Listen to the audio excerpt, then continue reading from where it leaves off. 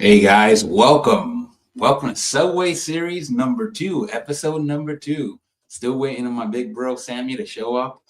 Sammy, hopefully you're not having technical difficulties again. Um, just let me know if you need me to resend you the link. But yeah, wow. I think we did our first episode 3 days ago. So technically less than 3 days ago.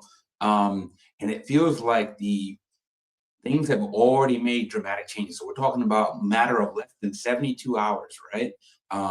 Dramatic change even from 3 days ago. So yeah, it's something that we've come to kind of expect. We kind of anticipated that this was going to happen. Actually, we could still have some more changes happening on these teams as they start ramping up towards spring training, right? So folks are going to start reporting very soon in a few weeks. So it feels like 11th hour, but it's just one of these like the big poker game that these teams end up playing during this time of year. And depending on who you ask, there's a lot of mixed emotions that happen. It's always like that every single year, right? It almost seems like there's very few people that are kind of on the fence. I mean, they exist, but obviously they're usually the quietest, right? So the loudest ones are the folks that feel that the team made some awesome moves, right? Their team and their administration, the front office made awesome moves, and others that said, well, they made some either no moves or just the crappiest moves to begin with, and you're going to get that on both sides. You know what I mean? We'll get to some of that a little bit later.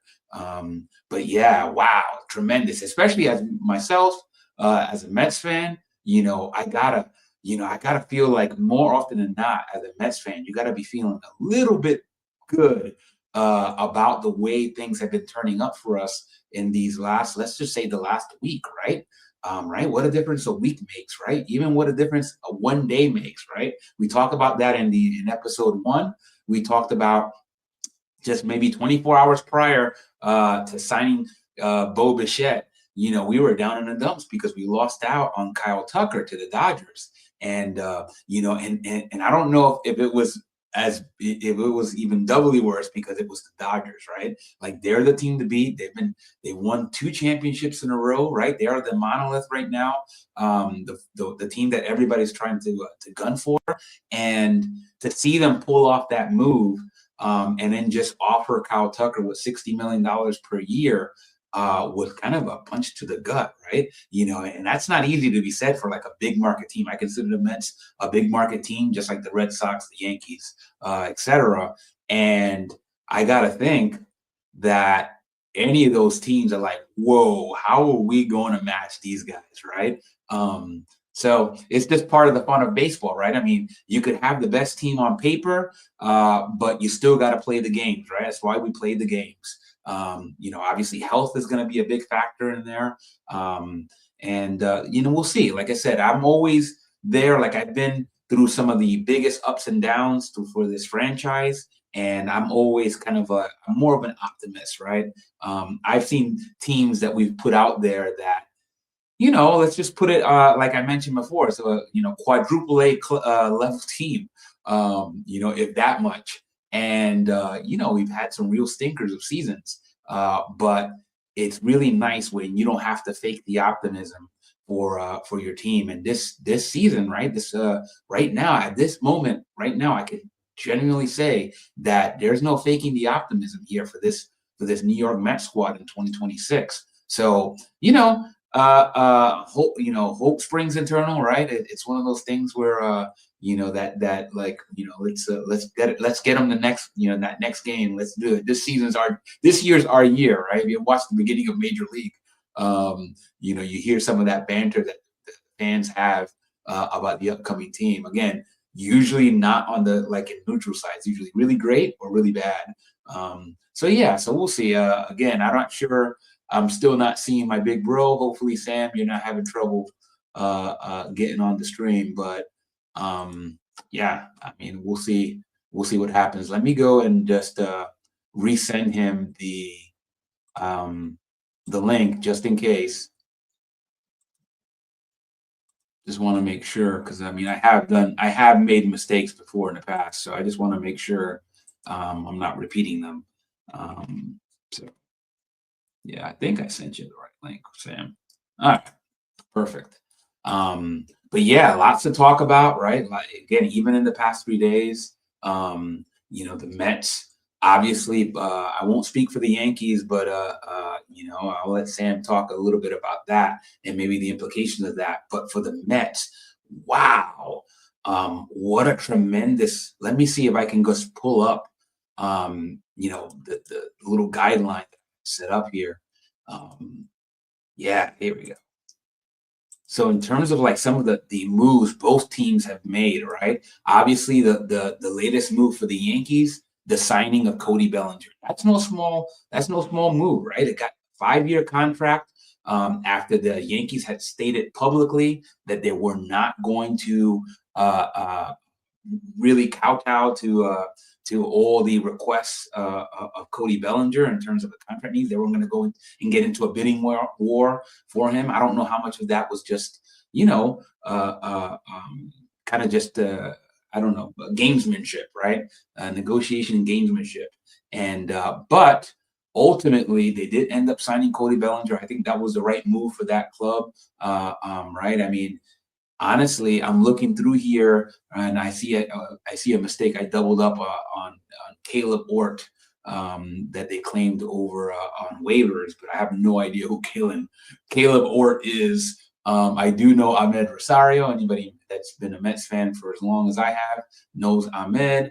Really great defender, kind of a great utility player, but not really much of an impact with his bat. Unless things have changed, right? I mean, it's been a little bit since I've seen Ahmed. But yeah, Ryan Weathers, right, acquired from the Marlins for 4 minor league prospects, and then of course Paul Blackburn, another player that you would know if you're a Mets fan. Actually, pretty good signing, I think, there for the Yankees as well. But the Mets, man, wow. So we were talking about the Bo Bichette signing, right? We talked about Luke Weaver and Devin Williams signing, right? Obviously, we talked about the departure of Pete Alonso and Edwin Diaz. And honestly, I'm going to be completely honest. As much as I love Pete, I think that Edwin Diaz departure was a lot more of the punch to the gut, right? He's the guy we wanted. But I got to tell you, when we signed Devin Williams and we had Luke Weaver, it kind of took some of the blow for losing Edwin Diaz. Don't get me wrong; I really would rather have Edwin Diaz on this team, but it did kind of help soften that blow. And obviously, the two major transactions that occurred, first being acquiring Luis Robert, center fielder from the White Sox. We had to give up Luis Angel Acuna and Truman Pauly. I'm not too familiar with Truman Pauly. I know he's a pitcher from Harvard. I don't really know too much about him other than that. But Luis Angel Acuna was a guy that I believe we got for Max Scherzer. I think we got him from the Rangers in exchange for Max Scherzer. You guys can correct me if I'm wrong on that one.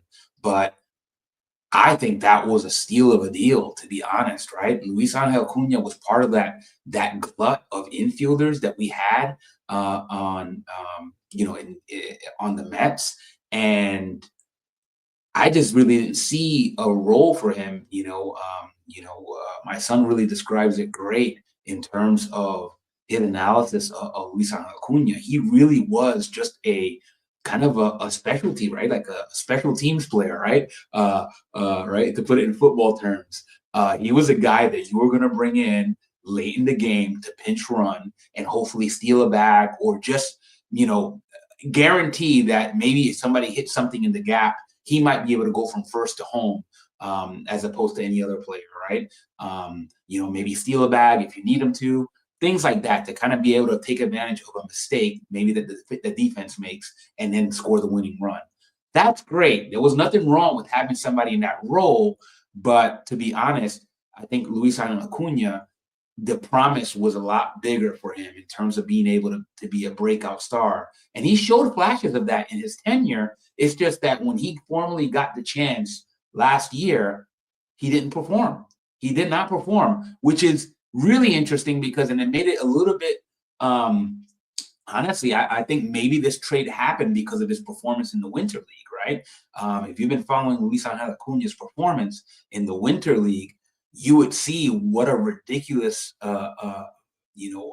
presence he has been at the plate during the Winter League. And I know that's not the major leagues, but I gotta think that the White Sox looked at that performance and saw what a lot of people kind of initially saw with Luis Acuna, is that this guy could be a super duper star. I mean, or at least a superstar, right? He has that ability.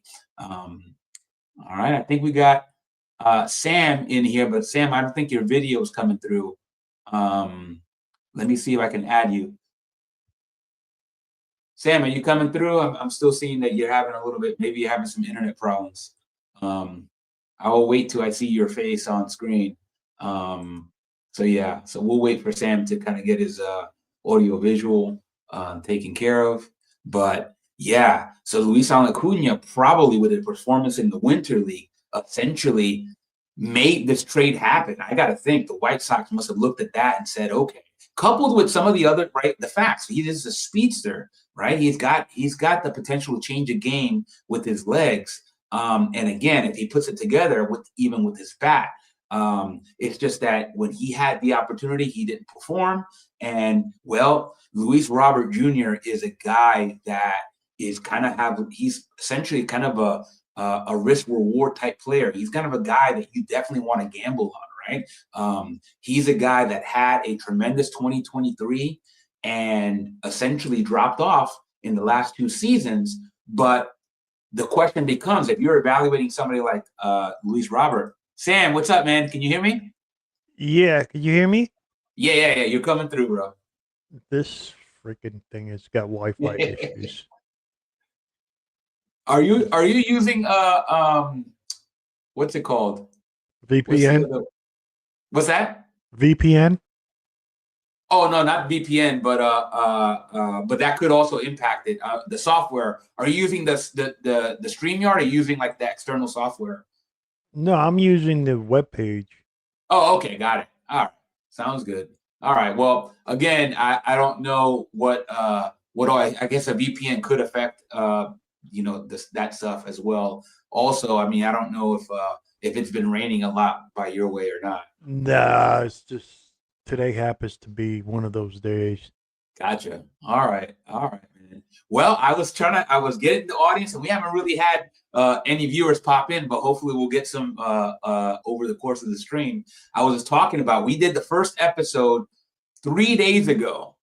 3 days ago, and it feels like, it's not something we didn't anticipate. We kind of expected that things could change really, really quickly, and in a matter of 3 days, we had one major move by the Yankees and two major moves by the Mets. And I wanted to talk a little bit about that because, and I put up on the screen some of the transactions that we had here. I made a mistake on some of this, try to clean it up. I put Caleb Ort, who was a relief pitcher claimed off of waivers by the Yankees. I have no idea about Caleb Ort. I don't know if you do.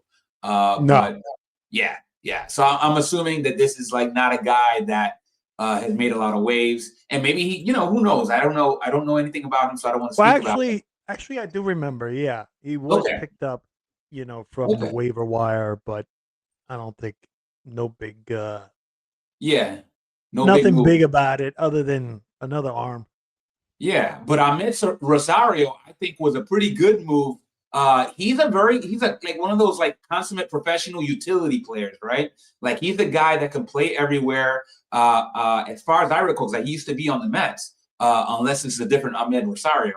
I'm pretty sure it's the same one. No, I think it was the same one. Same one, yeah. So what I remember about Ahmed was he was a great defender. We mostly had him play infield, had a little bit of speed. And just like, again, was one of those, professional guys, but wasn't a guy that you were going to come in for his bat. Yeah, right? I remember him mostly from Minnesota. Okay. With the Twins. Yeah, and I think he played for the Reds, but I could be wrong. I don't remember he's I remember the Twins. The Twins. Okay, maybe it was the Twins. But yeah, definitely a good guy in terms of versatility. But again, he's not going to be something that's going to change your lineup. He's probably somebody that's even going to be in the starting lineup to begin with.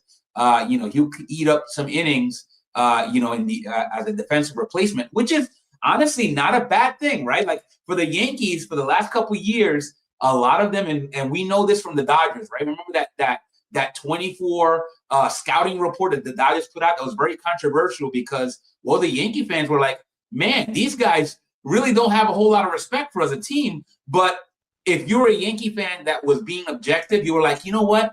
There is some truth in that, meaning they did something. And you remember that what they said? They said, you just got to make them play baseball, which, sounds like almost like an insult. And maybe it was. But what they really meant by that was put the ball in play and make them throw you out. They may not do it. And they showed, right? Like that actually happened during the series. Right. And that goes to show you that even though offense gets so much of like the love, defense counts, right? Like it's not unimportant. Your defense out there, you could have all these big bats, and if you can't get guys out, right? Obviously, it starts with the pitching, but after the pitching, the ball gets put in play, you got to make the out. That's correct. So yeah. But I think with the addition to of adding Roberts, right, which brings in a good piece in center field.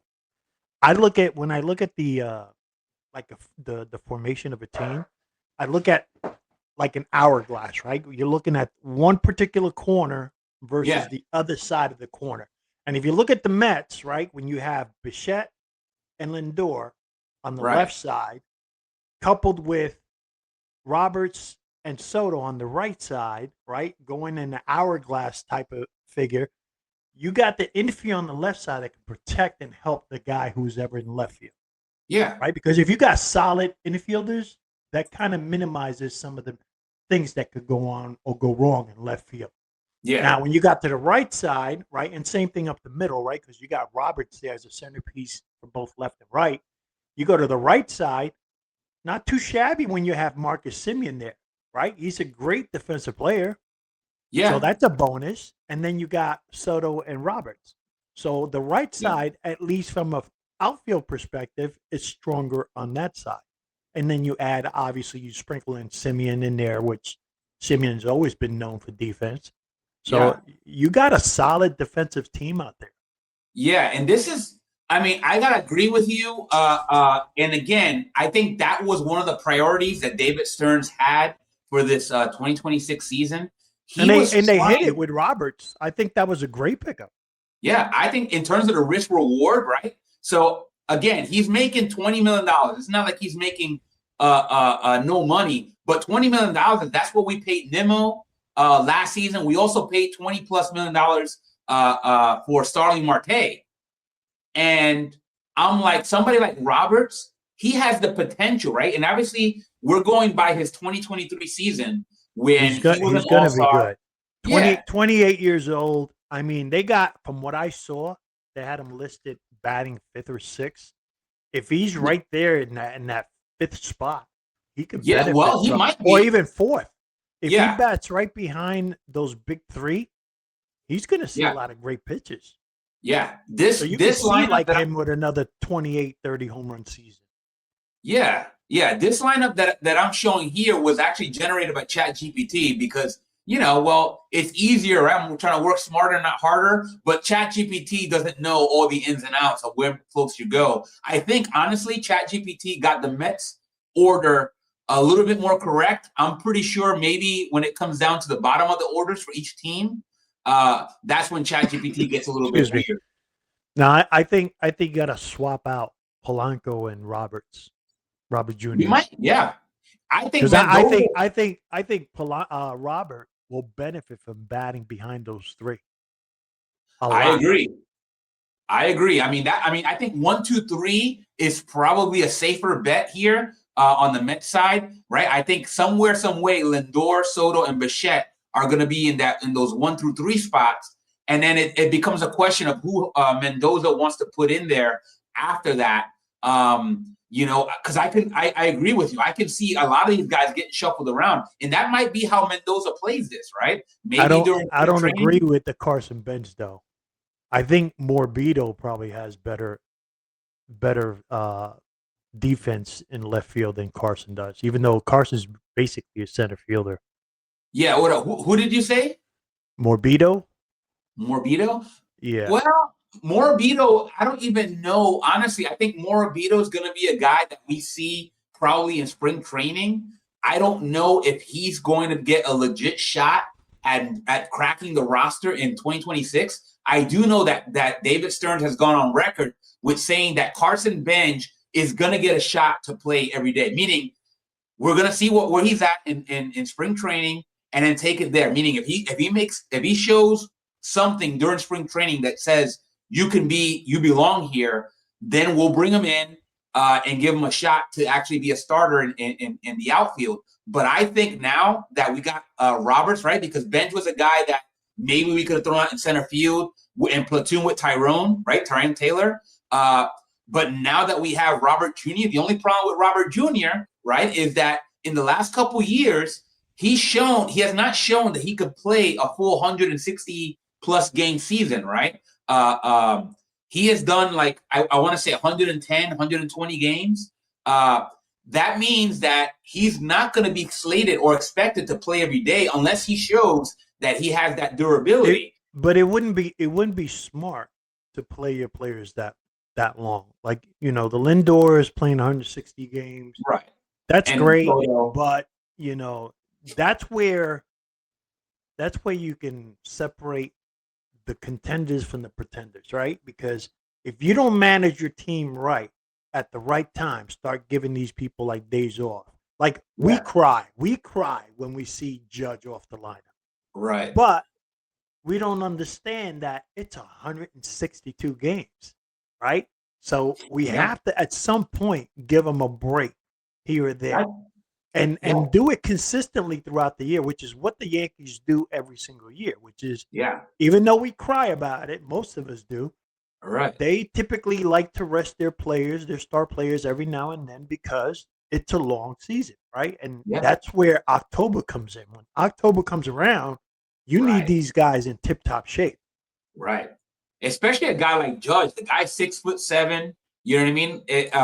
Again, in my opinion, guys that are that big and that strong, they get a lot more wear and tear than some of these younger, smaller guys. Even if you just DH them, right? You're still giving them a break from the field, right?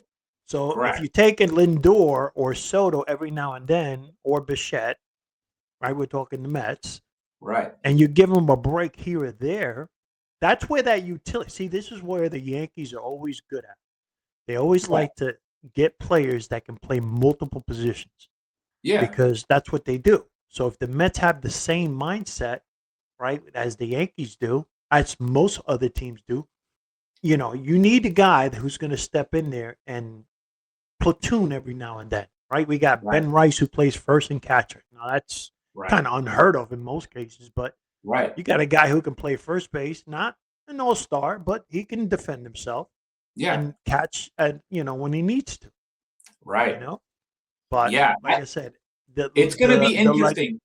The longevity is going to be key for both teams, right? Now, the Yankees, like I said, they're used to that already. The Mets got to get used to it.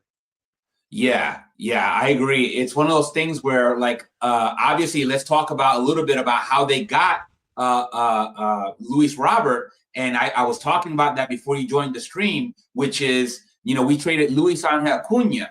And Acuna was one of those guys. Remember we talked about in the last episode that the Mets had a glut of infielders. Acuna was one of those guys. Now, fortunately, Acuna showed a little bit of the promise. I believe we got Acuna from the Rangers for Max Scherzer when we traded away Max Scherzer.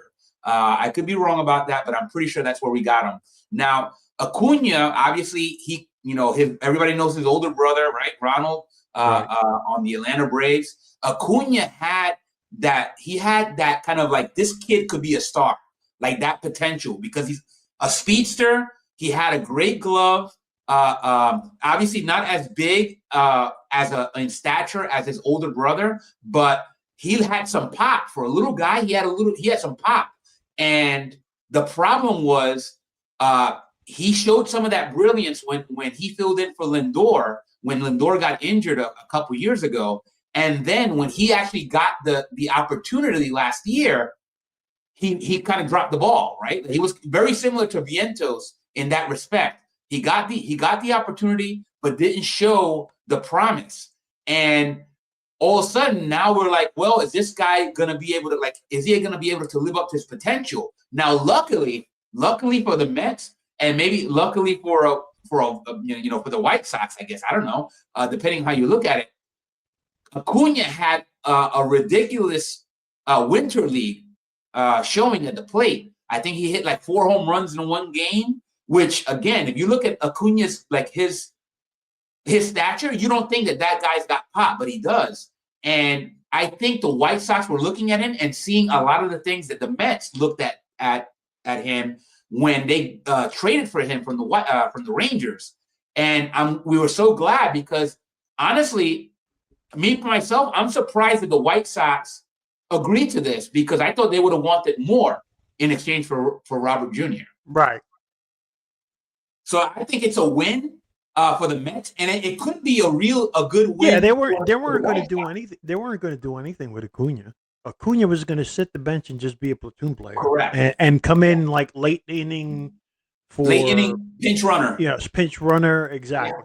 That's what he was doing late, right? So, he gave up, so you're replacing his spot. That's all he was doing, and again, that's great.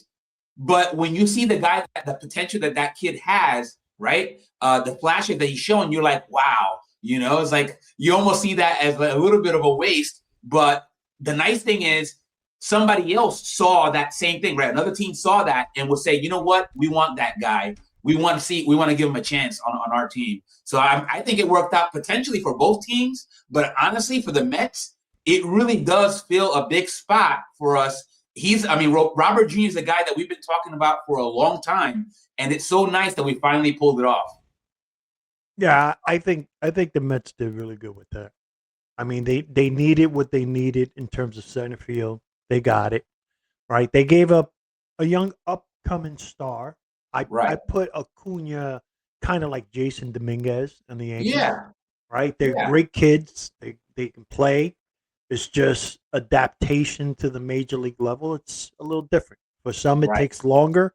It might take them a few years, but they'll blossom. Eventually, you're going to hear his name a lot. Yeah. He's going to be one of those impact players, kind of like his brother. Right.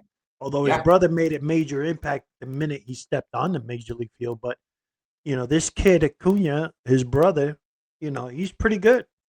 Yeah, and I think it could be, right, and we see this all the time when a player gets traded, especially when they get traded from, let's say, the bright lights in big city, right? A team that's on the upswing, like the Mets or the Yankees, and they get traded to a team, let's say like the White Sox, when some of that pressure is off, that pressure to win, nobody really expects the White Sox to go and contend. Sometimes that change of scenery could be just what they need to go and show, right, play really loose, right, like show some of the things that he showed in the Winter League. And oh my gosh, and you know what's going to happen? The Mets fans are going to see that, and they're going to be like, "You see, we should have never traded that guy." And I'm like, but that might have never happened unless he got traded. Listen, that's always hindsight. Same thing with the Yankees, right? Jay Buhner, right. We traded away great because, and it's not because we don't believe in them, and that goes for both Mets and Yankees. It's more like we need this at this time, so we're going to have to sacrifice giving up this player. Right. And that's the right approach, right? Because if you look at the Dodgers are doing exactly what they're doing. They're more they built themselves to be right now. They don't really care for downstream right now. Right. All they care about is building a team that can be powerful every single year. Yeah. A la what Mr. Steinbrenner used to do before.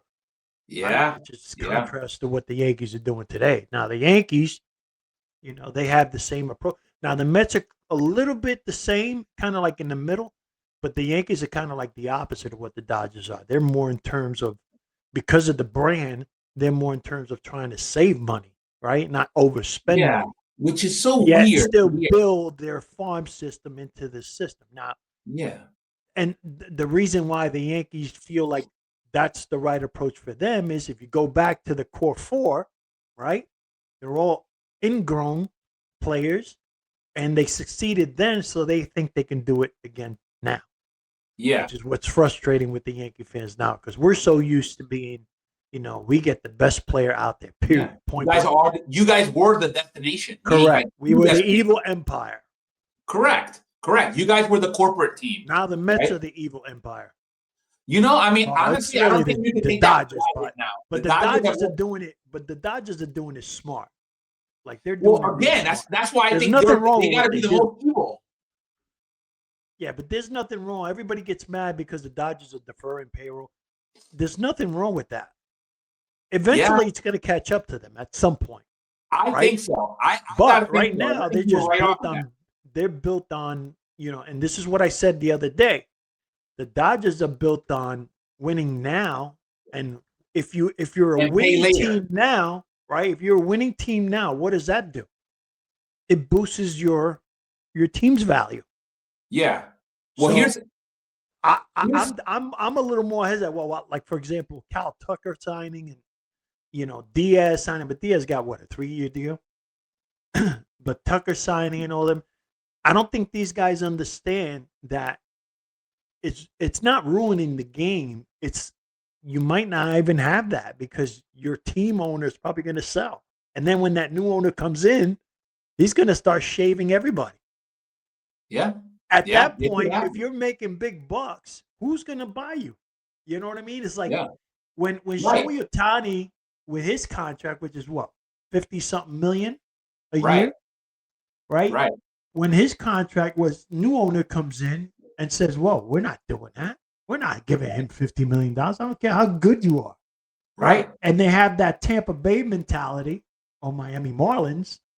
They're going to start selling their assets.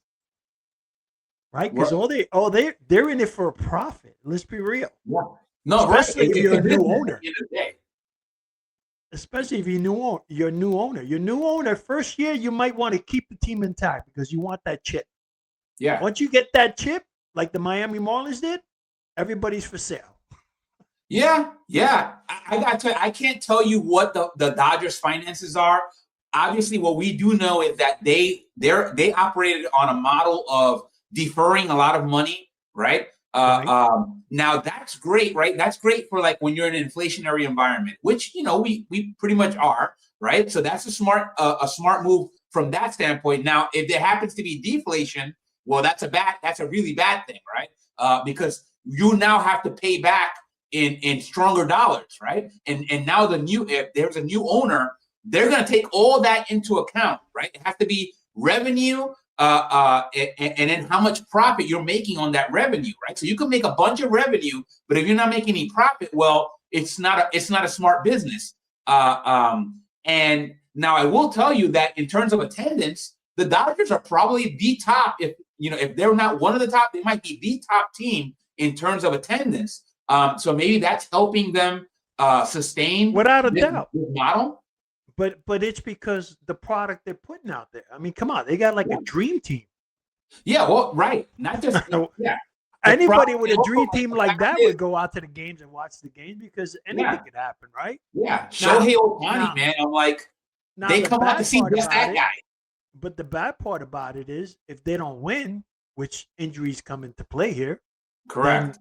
All that money spent for what? For nothing. Correct. It's a tremendous write-off, but it's something that you can't keep going and doing business that way. You know what I mean? Like you can't just keep making losses after losses after losses because, well, at some point it's going to catch up with you. But the Dodgers do have a next man up process, which is why they're building their team the way they're doing. Yeah. Right. They know they have the Kike Hernandez out there, even though he's not with them yet. Eventually, he's going to fall in their lap, right? Yeah. Because Kike loves the Dodgers, right? So the Dodgers have a lot of key players in key positions that it can go either way. If somebody falls, there's another person that comes right up. And the Mets should go seek that same approach, right? Yeah. Yankees do, but Yankees rely more on their farm system. But Right, and the Yankees are usually not as balanced, right? So like now again, the Dodgers make good use of veterans, but they always seem to be a very well balanced team, right? In terms of like the defensive side of the ball versus the Yankees. For me, at least in recent memory, they've always been heavily oriented towards offense and usually the long ball, right? So obviously the right field porch is part of that, but as we've learned, you have to be a little bit more balanced on the defensive side, right? Maybe it helps to have, I know the Mets really focused on having a run game, even though we didn't make the playoffs. That was our pitching's fault. But I really like what I saw from the Mets last year in terms of the run game, because I feel like it's an underutilized, right? Like, look at Juan Soto. The guy is not the fastest guy in the world. He still stole 38 bases.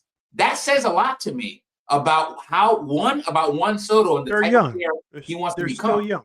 Yeah, they're still young. Yeah.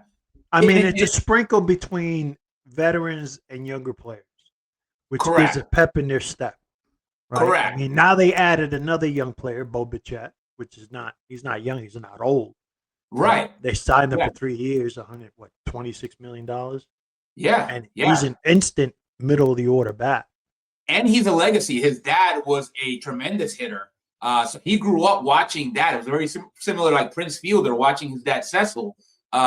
When you get a kid that kind of grows up in that kind of household, he's probably going to the ball field with his dad, seeing how his dad goes about his business. And he even credits his dad, right? You watch some of the interviews where he talks about, how Dante would go about teaching him about having an approach at the plate.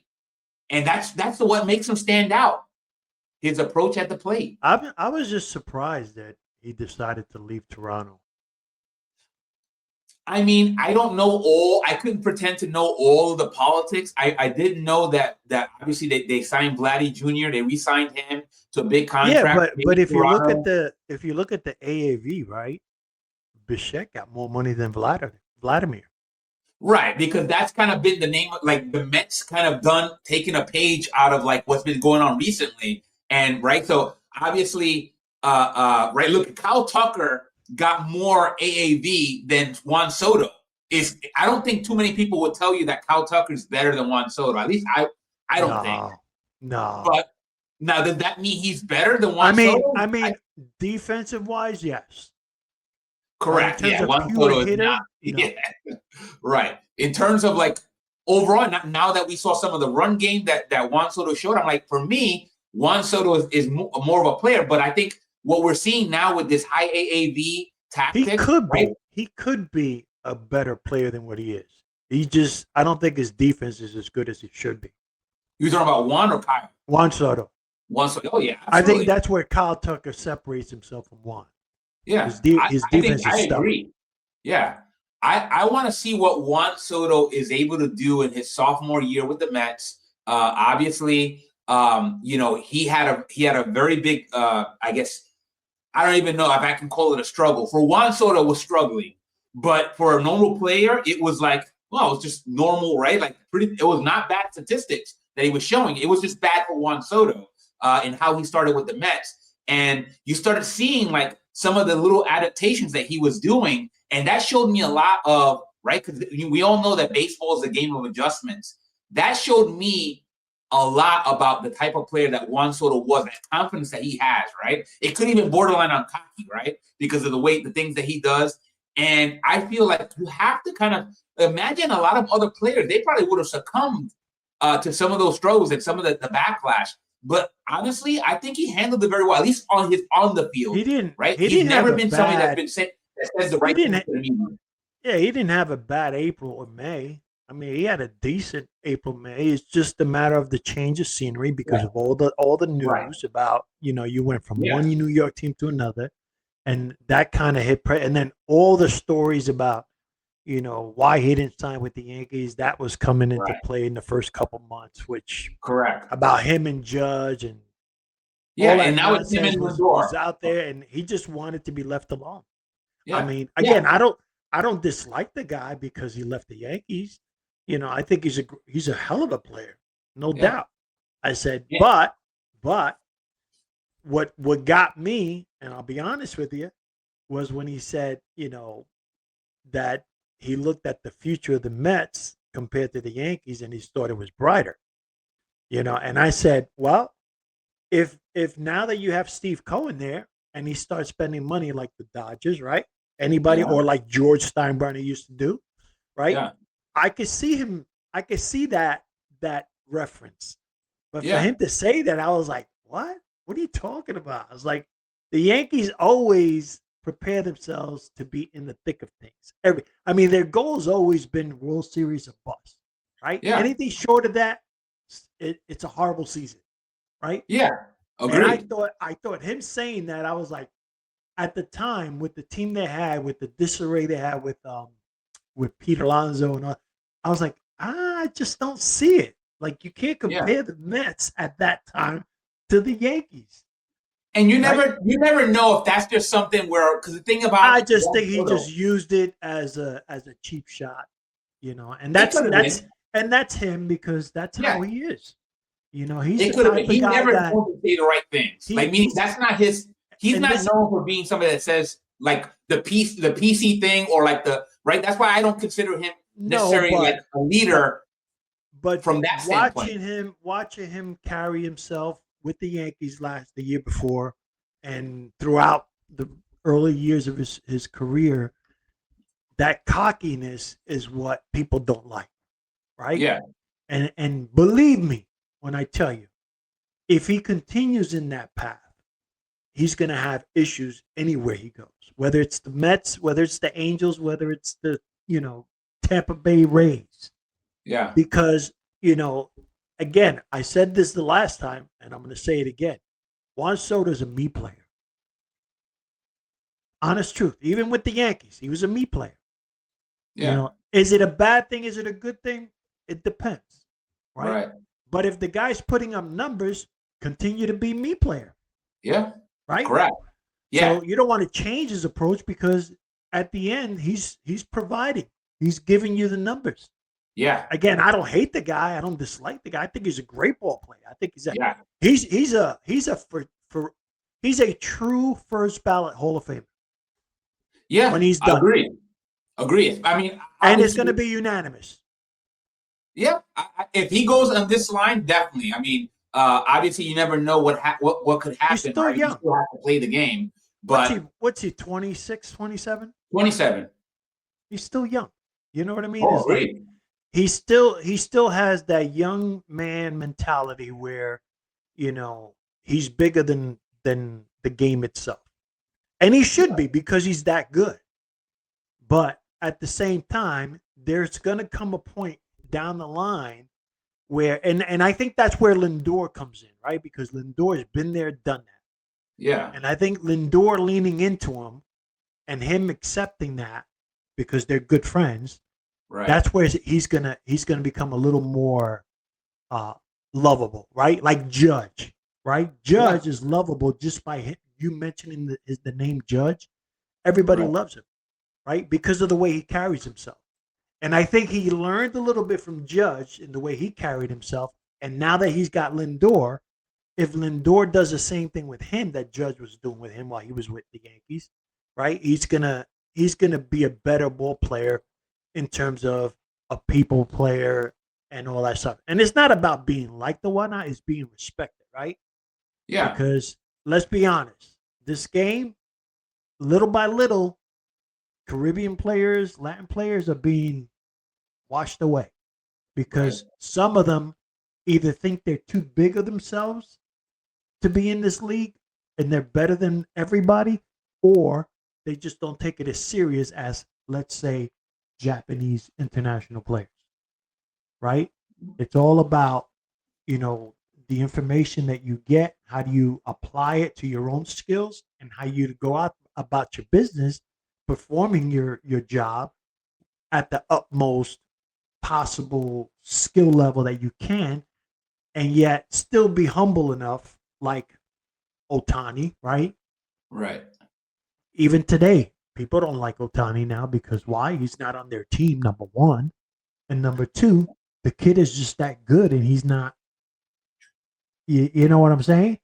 Yeah. There definitely is a very big difference in the way the different, various cultural influences and how they go about the game, right? Obviously, we all kind of seen Mr. Baseball. That was kind of like a nice glimpse, even though it was a fictional movie. Tom Selleck going over, getting traded from the Yankees, right, to play in Japan, did ring true to a lot of the way the game is different. In Japan, and obviously Korea would be another destination.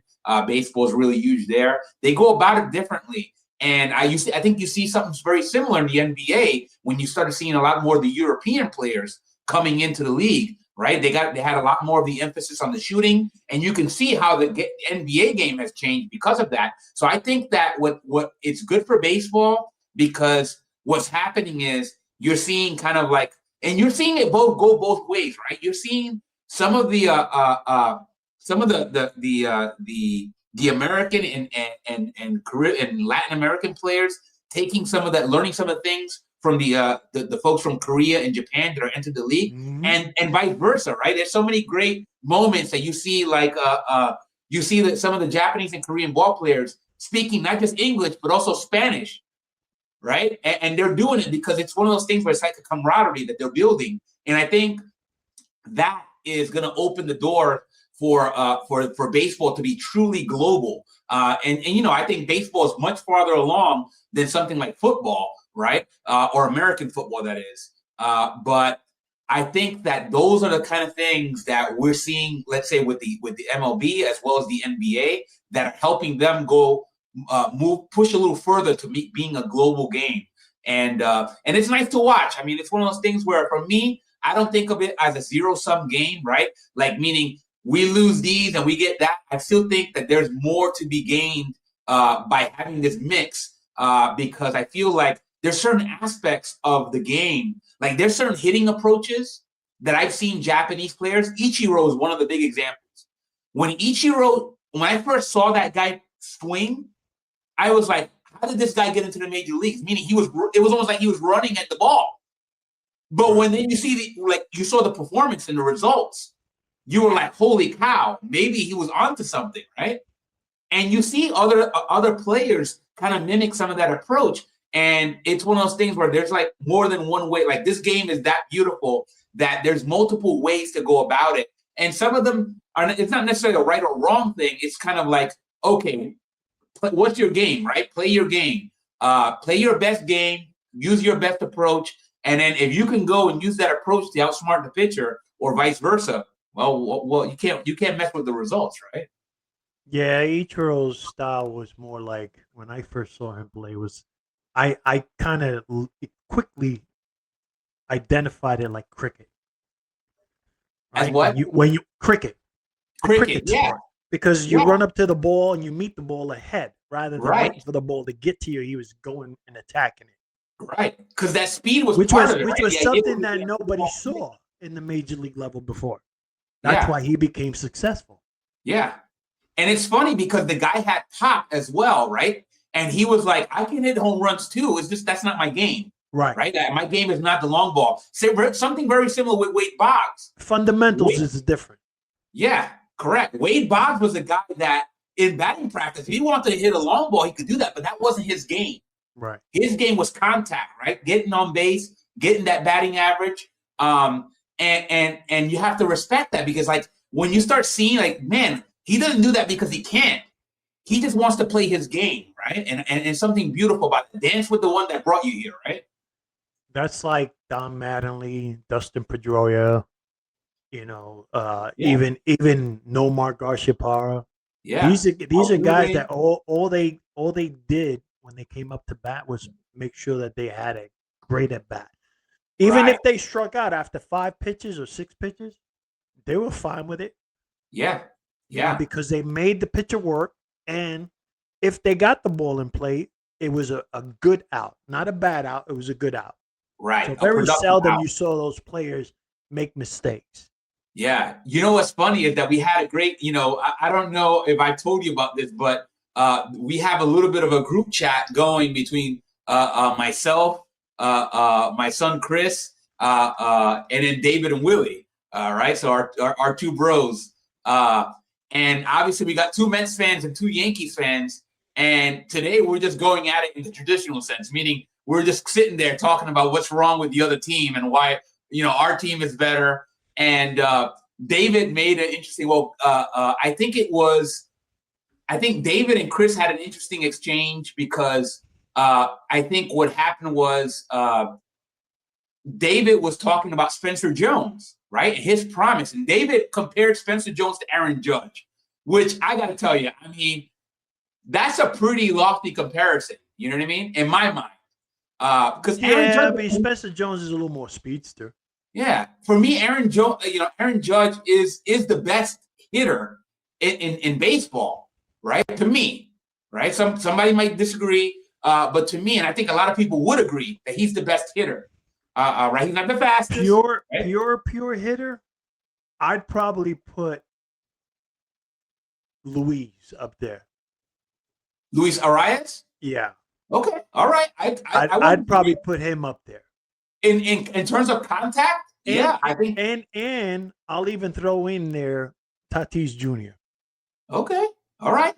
But pretty good company right there. That's no slouches in terms of like the batting department. No, I don't. Listen, if my team sucked, I'll say it. My team sucked. Yeah. Yeah.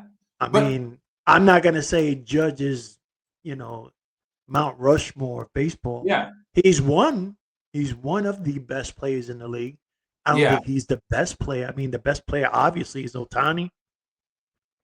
Yeah, I would have to agree. In terms of overall, I mean, the guy can pitch. There's nothing he can't do.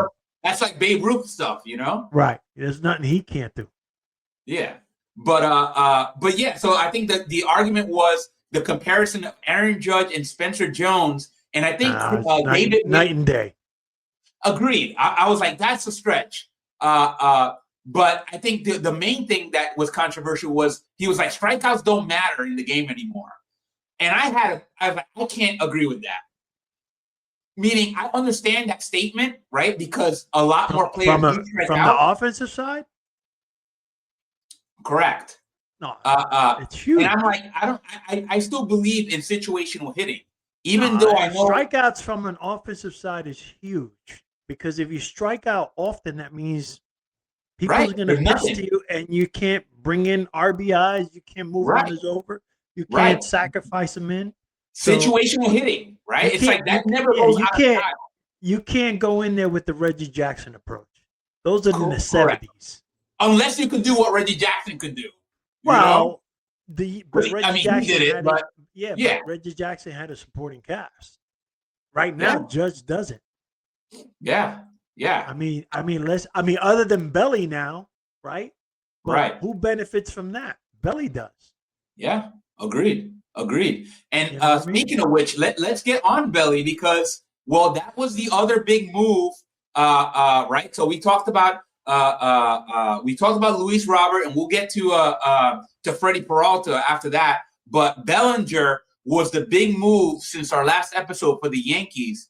And I don't know. I want to give you a chance to see if you change your stance, because I think I asked you in the last episode whether you thought Bellinger was going to make a difference for the Yankees or not. And I think you were, and it could have just been that you were in that frame of mind. It didn't sound like you thought it was going to be that big of a move, or maybe I'm just misremembering your reaction. But now that you had a little bit of time to digest the Cody Bellinger signing, what are your thoughts? I mean, this, for me, I got to think it's moved the needle for the Yankees. But maybe you feel differently. Well, before we go to the Yankees, I want to say this with the Mets, right? The Mets went all in financially with 2026, right? They're spending big money. They've signed and acquired a lot of talent, right? All-star talent type players. Yeah. So they're set up to compete immediately. But the spending brings expectations, right? Sure. There's no guarantees. So for me, they're heading in the right direction, the Mets. They just still need a few more twerks here or there to make them legitimate World Series contenders. Right now, they're playoff. No doubt. Here's the thing, and here's where if you want to still stay on that, we will get down to Freddie Peralta and the fact that I don't think the Mets are done. Honestly, No, I don't I even don't know I if don't think they are. I mean, for what they gave up, not bad. But yeah, you know, unless you can lock them in, it's a 1 year deal. yeah. Well, you're right. And the thing is, Freddie Peralta, the word on the street is that he I think is if they open to win, signing. well, if they win, right, and once he gets in there and he gets with Soto and Lindor and likes the atmosphere, then Yeah, it's a no brainer. He's going to resign probably midway through the year, right. right?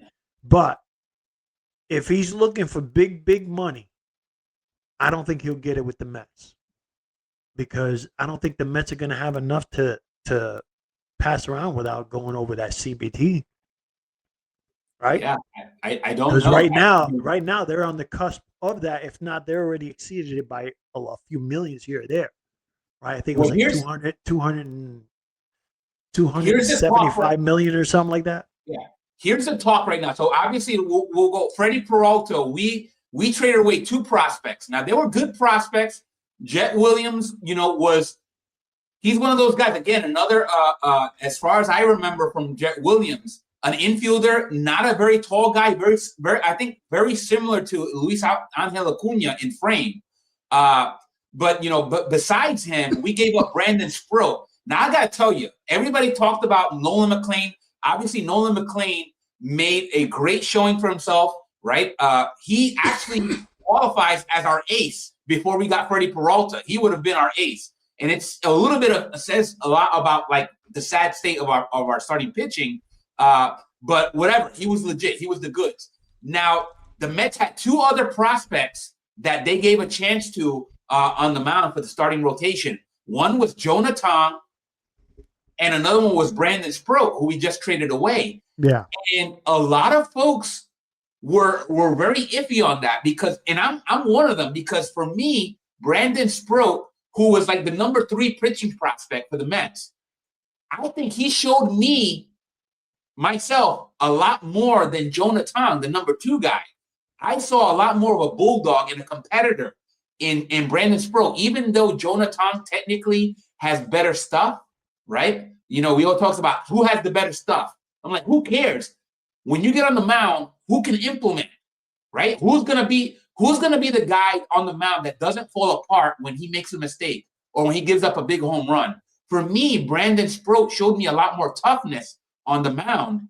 So for me, I was a little heartbroken because the Brewers wanted Jonah Tong.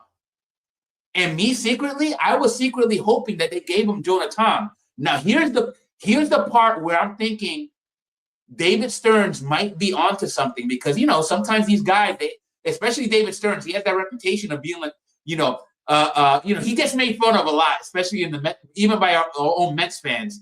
But it could be that there's another team, right? He's planning to deal Jonah Tong, but there's another team out there, right? Let's just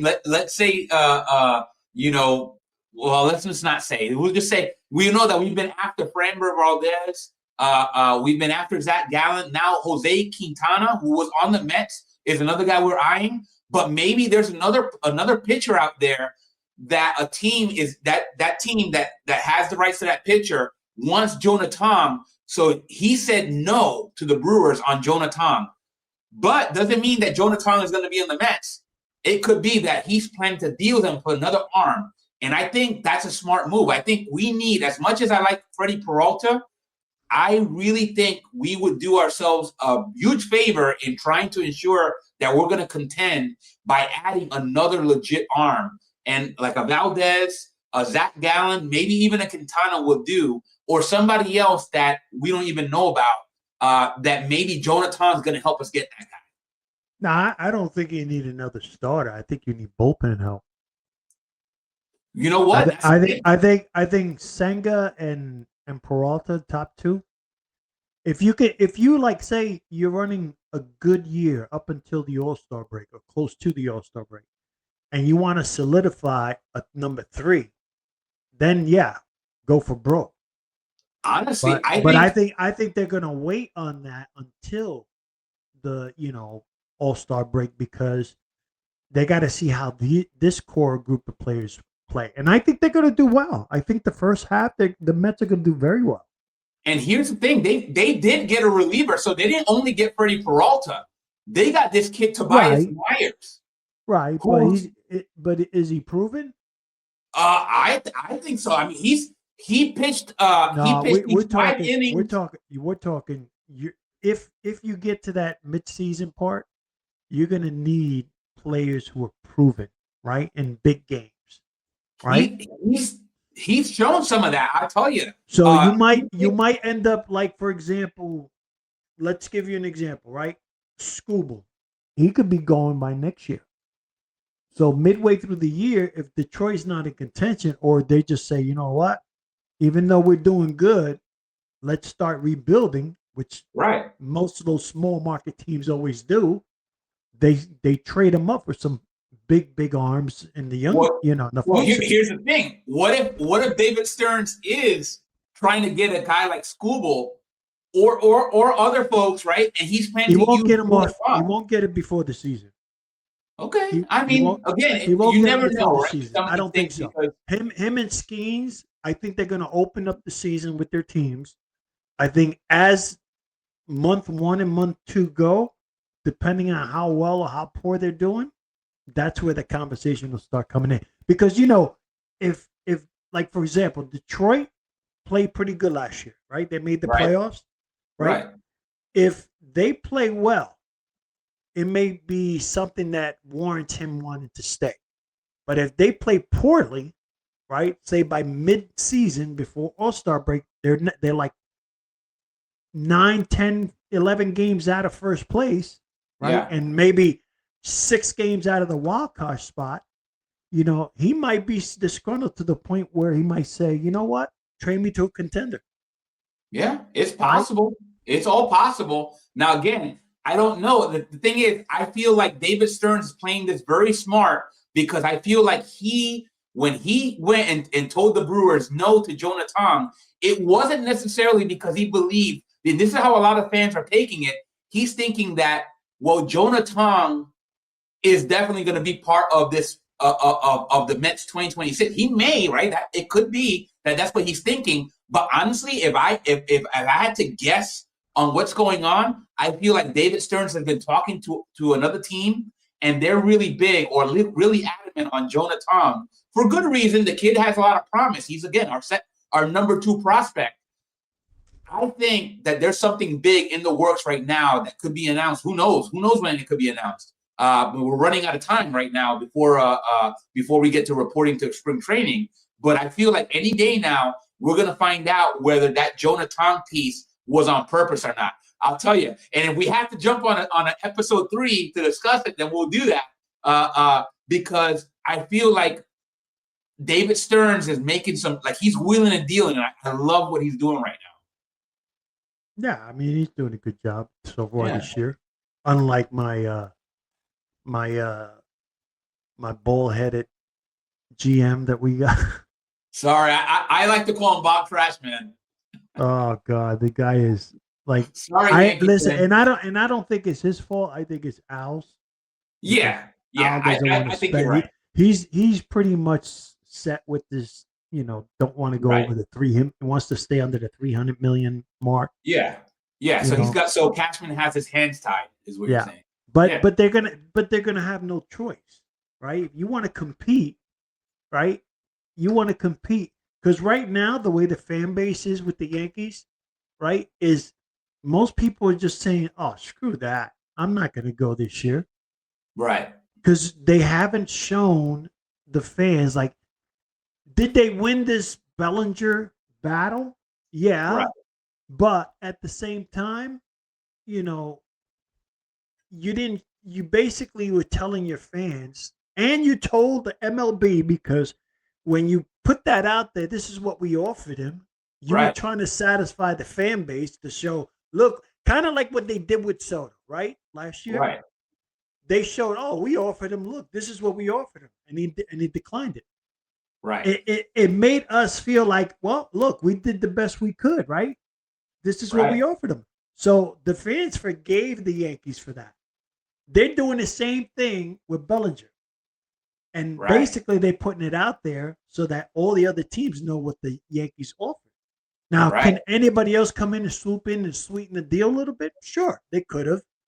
But I think the way the AAV works, nobody felt like it warranted the 7 years or even the 5 years, because then there would be astronomical additions to their numbers. Right. No. Had they not signed Tucker, the Dodgers probably would have went for Bellinger, but they weren't a big mover on him either. Remember, they gave him away. Yeah, nobody wanted to give him that extra long contract. No small market team's going to give him that, and Toronto would definitely was not going to give him that. Yeah, ultimately, the market's going to give you what the market feels you're worth. You know what I mean? And he would have been a great fit for the Mets. What's that? He would have been a great fit for the Mets. Right, but the Mets weren't going to budge. I think the Mets were like thinking 3 years, 4 years tops, and he ended up getting 5 from the Yankees. But it wasn't much. It wasn't much different than what the Yankees offered. They gave him a little bit just so that, what's his face can save face. But his agent, Scott Boras. Right, Scott Boras. But the Yankees always stuck with the 5 and 160. Yeah. Right? He got 162.5. So right. It was $500,000 times 5. Right.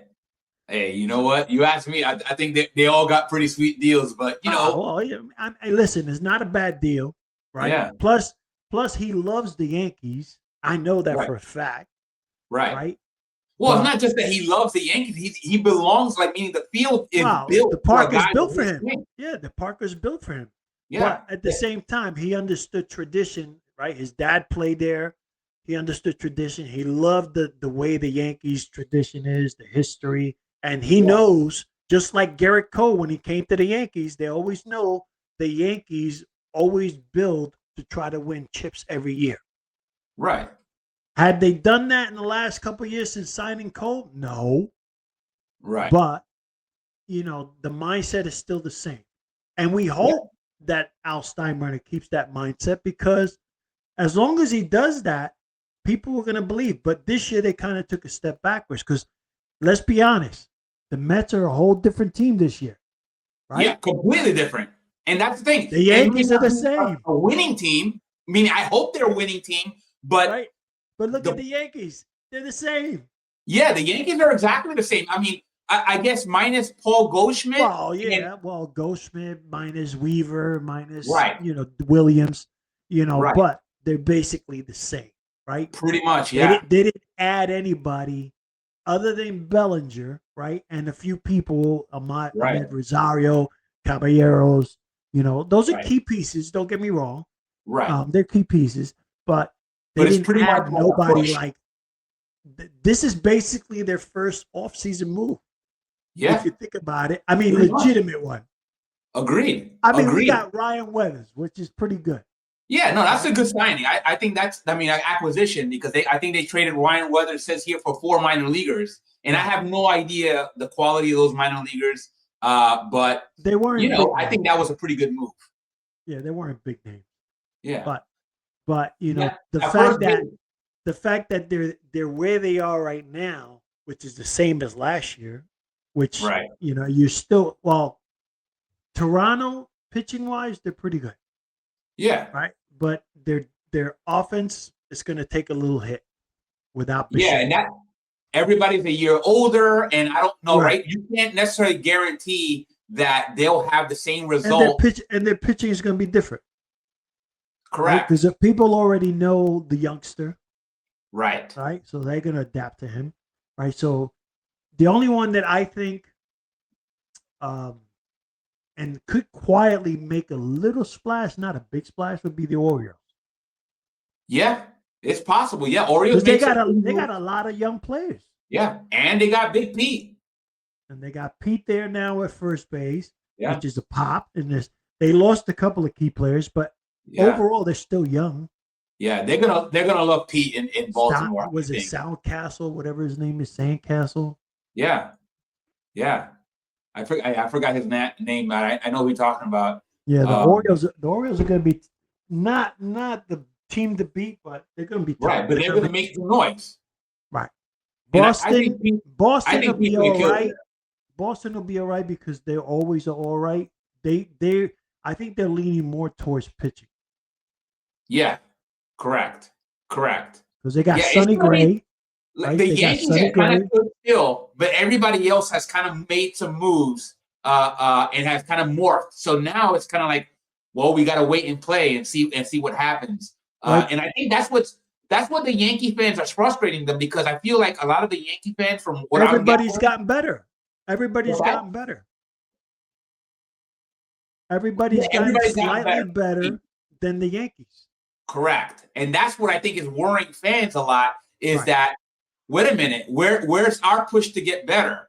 Right? Like first base, that was a question that I had for you, because I know you're big on signing Arias.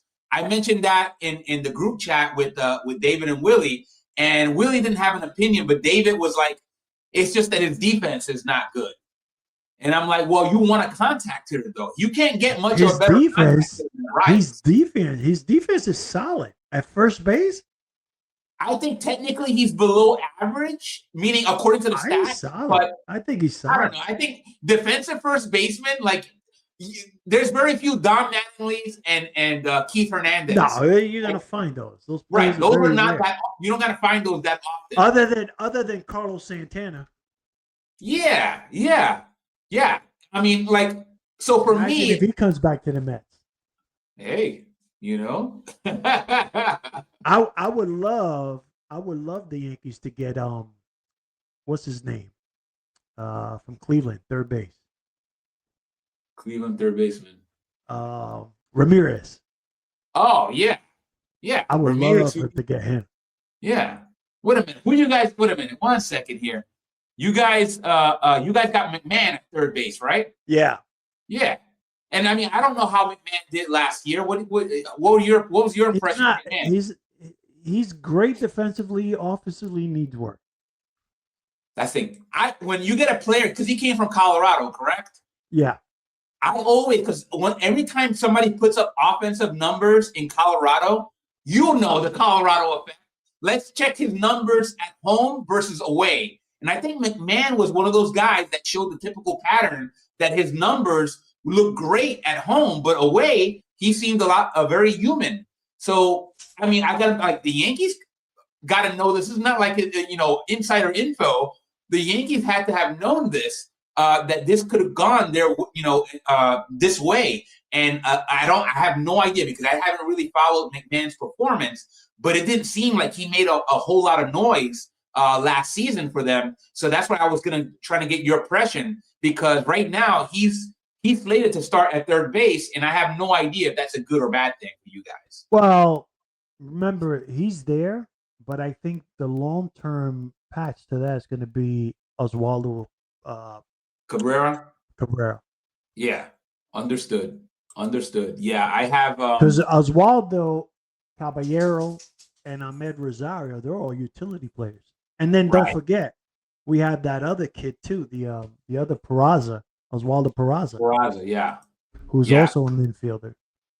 So between those players, eventually one of them is going to. Right now, the defense, from the defensive mindset, it would have to be Ryan McMahon. But from an offensive perspective, you have to go Oswaldo Cabrera. Yeah. Switch hitter, plays decent third base. Now, the other option would be, if you can get him out of retirement, Gio Urshela. Who's that? Gio Urshela. I don't think I'm familiar with who that is. Gio Urshela. You don't remember? Well, he used to be with the Yankees back when Cano was there. He just retired. He just signed a one-day contract with the Yankees to retire as a Yankee. But if they could convince him to come back, he was a pretty good piece. And and don't forget, the other one out there that's a free agent right now too is Miguel Andujar. Yeah. I'd bring him back. As a matter of fact, I'll bring him back and Gary Sanchez back. Wow, yeah. There you go. You're gonna have a reunion. Like a class reunion. No, as backups. No, I joke about that stuff all the time. There's players out there that you're like, that guy could play until he's 90. I'm not Like, convinced. I'm not convinced with Austin Wells. that was a good question. Defensively, I love him, but offensively, inconsistent. Yeah. And again, that's very common for a lot of catchers. Obviously, Ben Rice is the guy that you got slated to play first, unless you guys end up signing Well, Ben Rice is officially a first baseman. Right. So that's fine. But as far as catching, I wouldn't mind leaving Ben Rice alone, leave him on first. Yeah. Because that's his natural position. And then signing a backup catcher, which, Gary Sanchez would be a great backup catcher. Yeah. If you bring him back. I don't know. I don't even know who Gary Sanchez played for last. But he did well. I think it was with Baltimore. With Baltimore? Okay. Yeah. He did well with the Yankees. I don't know what all happened with his situation. It's lackadaisy, the canoe flu. The canoe flu. I like it. Yeah.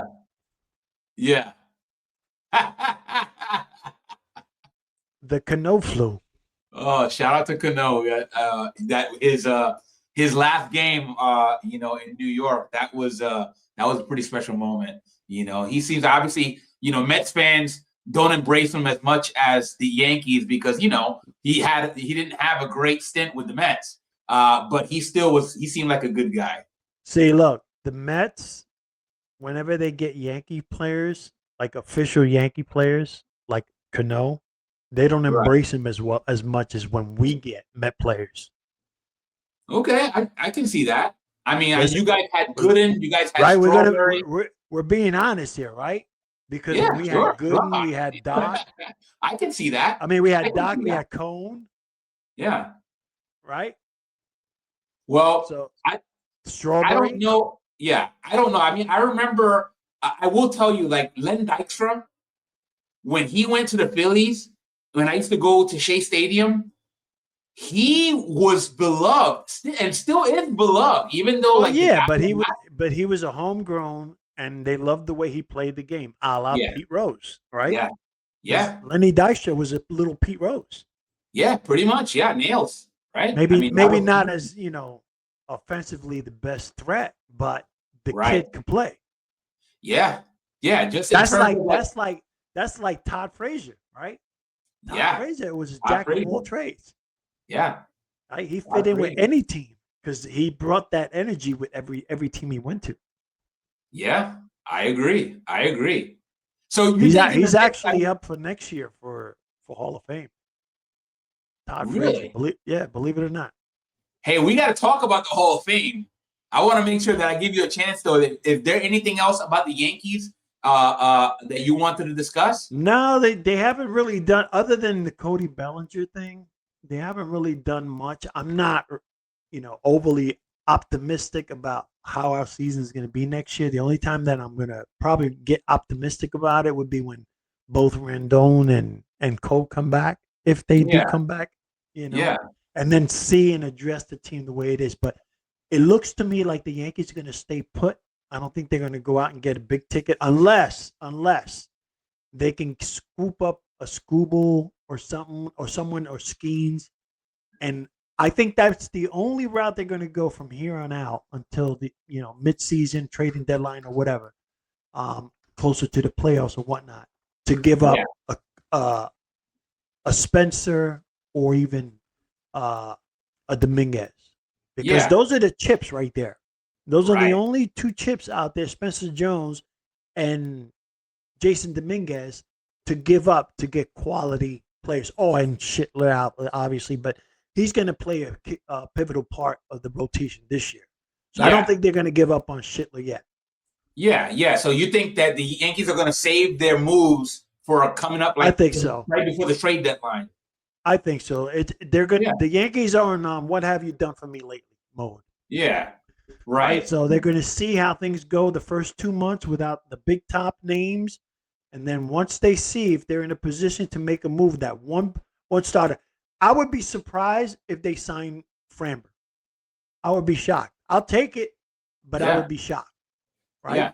Because right now, to be honest, if they're going to blow the budget and CBT, they might as well do it, locking in the player. Yeah, because I agree. I agree. Cole is on his 5th year. He's halfway through his contract, right? That's the Freed other just question signed mark. last year, Yeah, right? So you got him locked down. Rendon, you could get him for a good price next year if he decides to walk out. right. And But then with you got Cole, you have to make sure that he comes back as his own self. Well, yeah, but that's what I mean. It's like I think they're going to be on a wait and see approach because they want to see how things go with Rendon and Derek Cole and see how their health goes and when did they come back. If they come back and they make a push by mid-season, then they may go out and find a trade. But if they really want to give those guys a desire to get back sooner and work out, therapy-wise, physical therapy-wise, more often and faster to get back on the diamond, sign Valdez. Yeah, I mean, they only honestly, gave us. but They yeah, only I gave can't. us. Listen, they only gave us one. Yeah, Cody Bellinger, and he's our own because he was ours last year. Yeah. Give us one that's outside of last year's team. Valdez would be the one. Yeah, I mean, and honestly, Zach Gallen, and he fits, available. and he fits in the stadium. Ground ball pitcher. Yeah, that's the part. Okay, I'm glad you mentioned that ground ball pitcher because that's what I love about David Peterson. Right, he pitches to contact, right, and that's efficiency. You gotta love it. I think that's one of those things where, like the strikeout, right? We talked about the strikeout from the offensive standpoint, but from a pitcher standpoint, it's overrated, right? It's the name of the game is getting outs. Now, when you strike somebody out or you get them out with a ground ball, now if you can go and strike somebody out in 3, 4, 5 pitches, that's one thing. But if you can get them out with one pitch, isn't that the best, right? And that's what I loved about David Peterson. And you mentioned Framber Valdez. That's the thing that I really want to see more of. And that's why I think a lot of folks are so high on Valdez. And for the Mets, like that would be awesome to have Valdez and Peterson, who are 2 ground ball pitchers on the team, because honestly, I think that's what the game is needing, right? Like it's such a, and it seems like such a like duh concept, but you pitch to contact sometimes, right? Sometimes you need to strike out, but a lot of times you want efficiency out there because the idea is try to go deeper into the game if you can, right? We've just become so adept, right? It feels like the game has moved towards now if a starting pitcher goes 7 innings or 6 innings, we give him applause.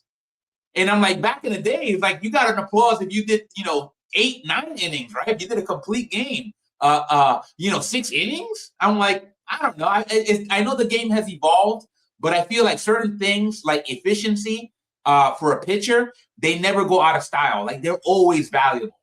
What do you think about anybody Valdez, anybody other than the Mets, Yankees, Dodgers, and I'll say even San Diego. Right. Any of those 4 teams, if neither one of them bite at the apple with Valdez, right, I don't know what Valdez is going to do, because Astros by nobody biting at that apple, then Astros had the upper hand because he can go back home. Yeah. Right. Yeah. And then Astros could give him a decent offer, not an overwhelming offer, which is probably what the Houston Astros are probably, biting at their tongue for, their lip for, because I think they're just waiting and hoping and praying that Valdez is still out there. Yeah. Right. Because then that would give them the upper hand because that's his home. Right. He's been there. He knows the players already. So I think unless somebody can woo him, right, or because I don't see him going to Boston. Yeah, I don't see that either.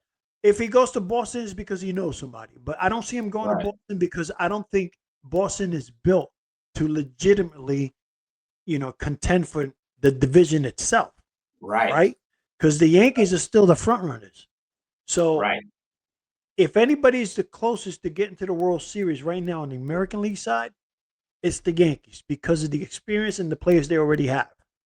Right. And of course, the Yankees will always add to it if they need to. Right. But if he's going to stay in the American League, if he's going to go to the National League, I'm looking San Diego or Dodgers. Okay. For Valdez? Crazy for Dodgers, but if they wanted to, they can You get think him. for Framber? What's that? You think for Framber Valdez, the Dodgers and San Diego, and not the Mets? Well, no, in the Mets. In the Oh, Mets. okay, in the Mets. All right. No, and the National League would be the Mets too. But Yeah. see, that's where the Mets, because right now they got Peralta. Well, that's the thing. That's why I was saying I think David Stearns is secretly still trying to pull that string, right? And I say secretly.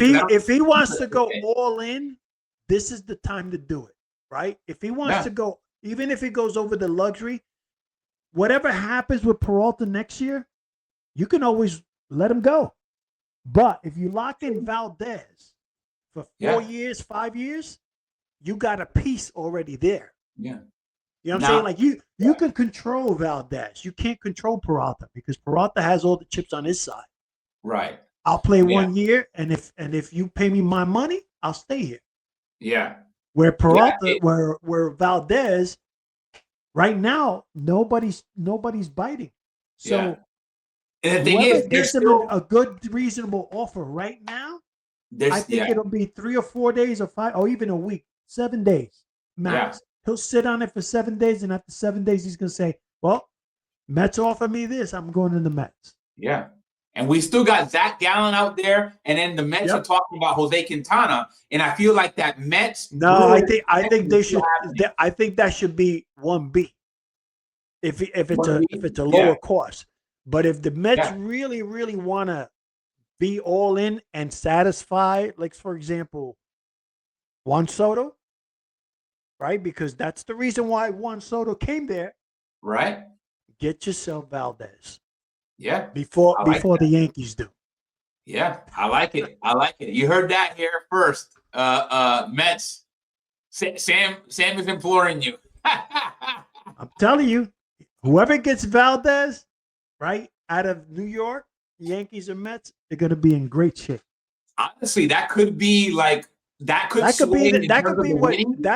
could be already right now. It's tougher for you guys because you're going to deal with a monster in the Dodgers.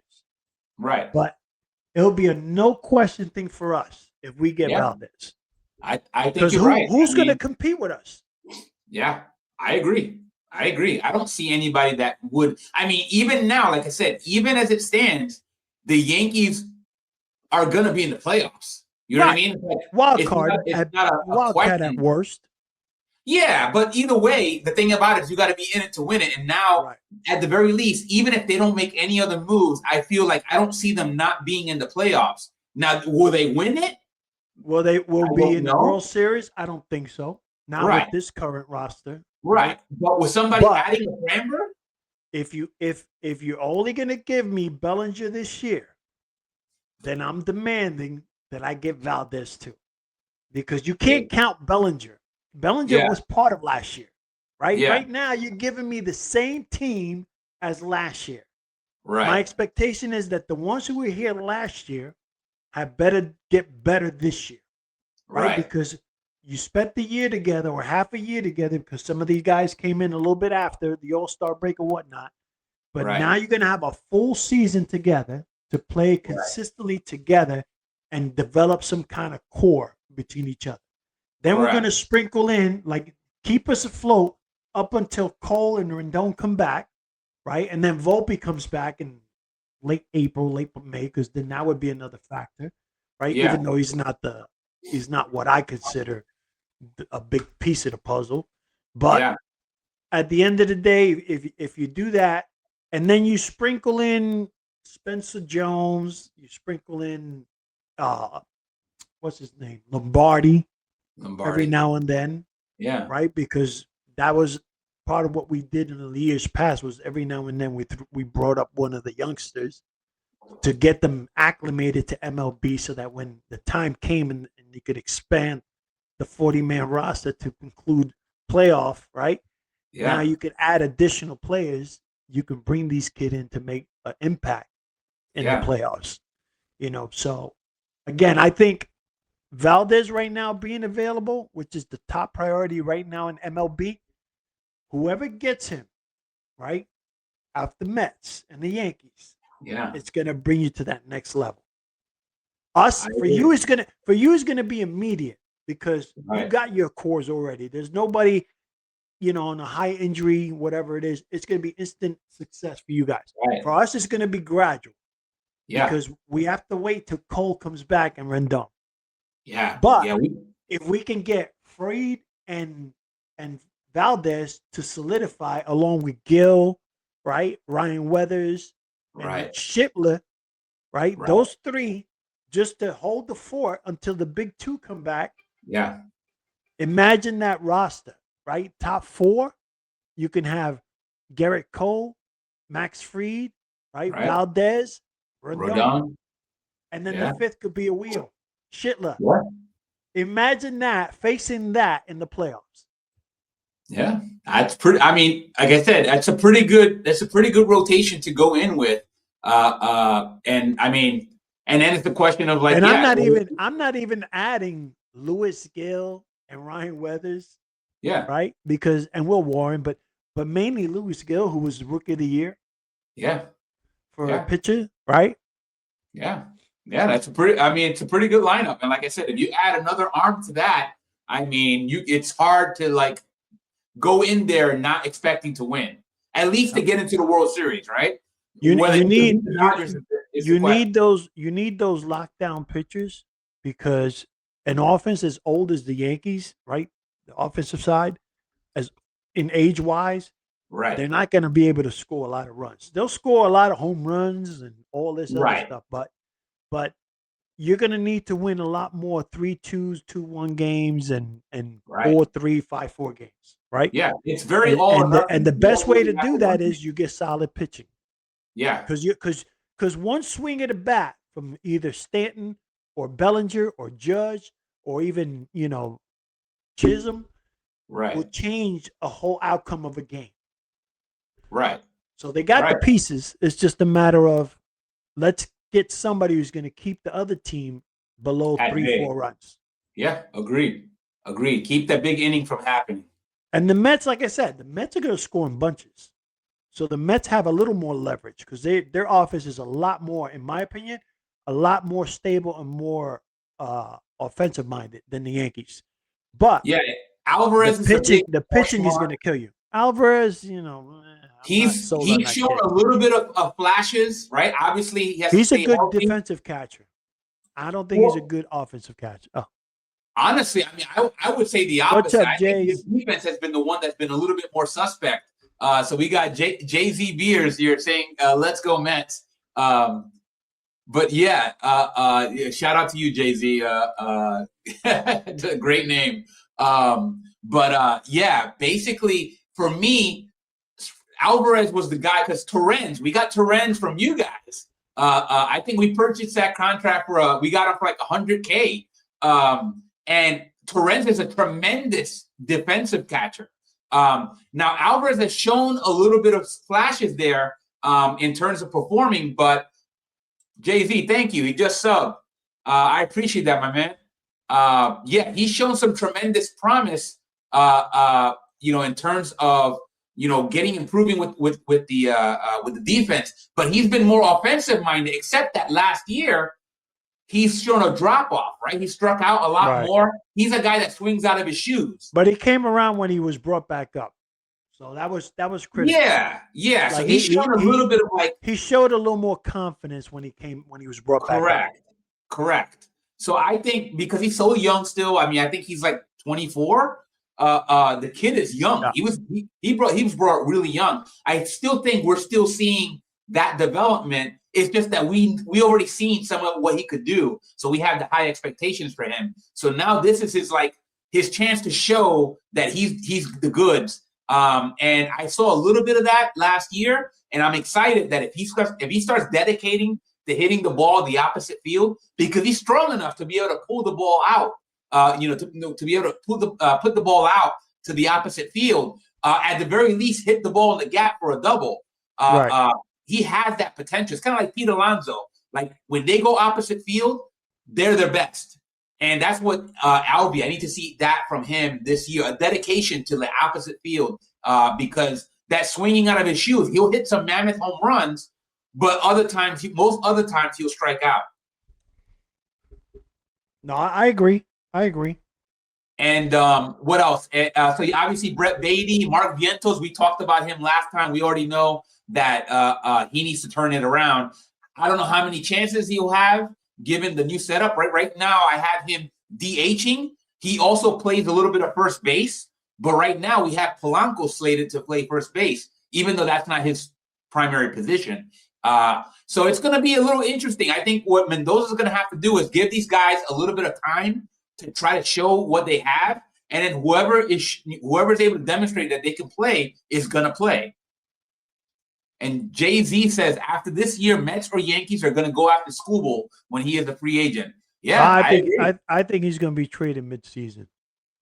Yeah, I don't see how I see that happening as well, especially if the Tigers don't do very well. Like if there's no prospects, I don't think they're going to do well, Detroit, and I think they'll trade him midseason to get something back because they know they're not going to afford him. Yeah, and like I said, that's when the Yankees or the Mets will be in really hopefully good position to be able to make that. Or the Braves.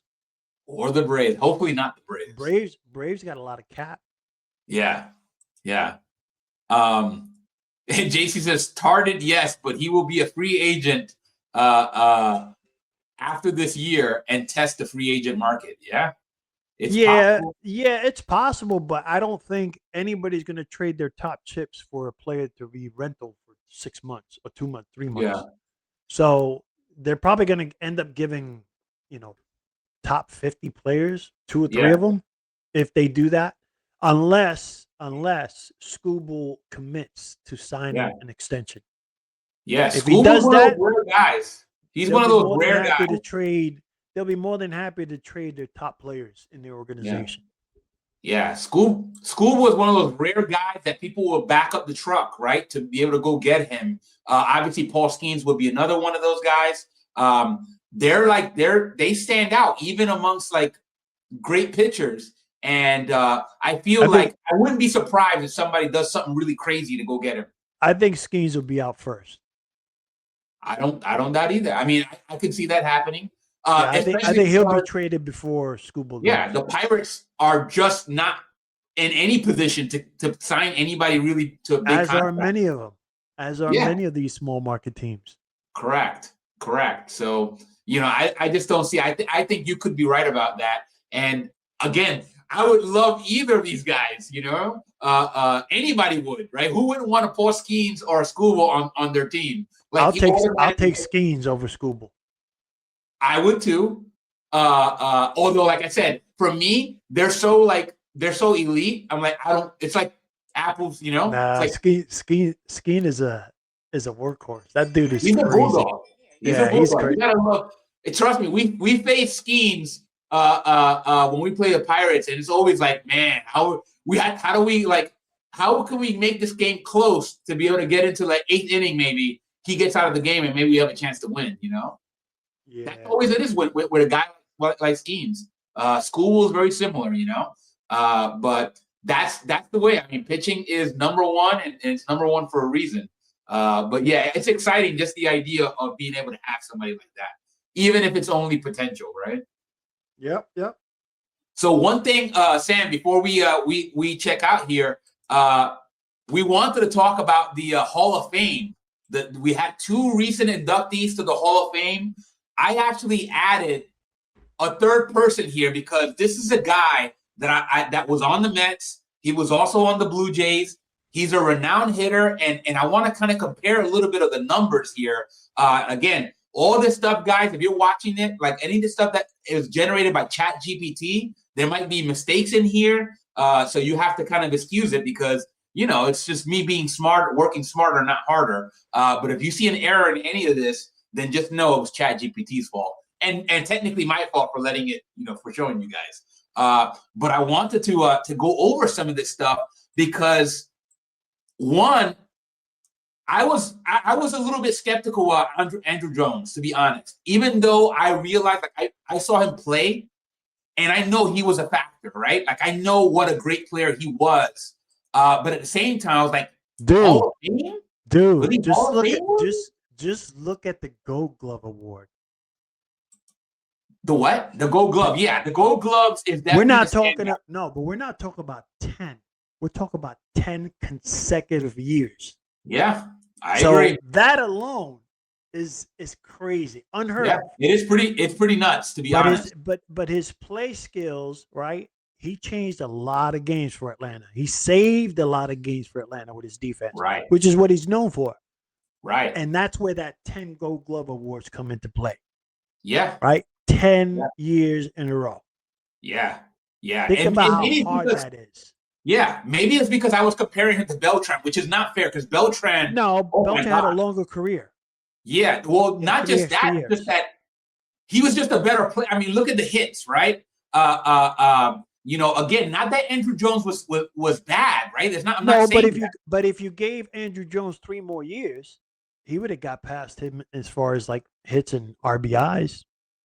I mean, maybe, right? I mean, we're talking about the last year. I think he would have. I think he would have, but the truth of the matter was that Beltran excelled because of the way he approached the game.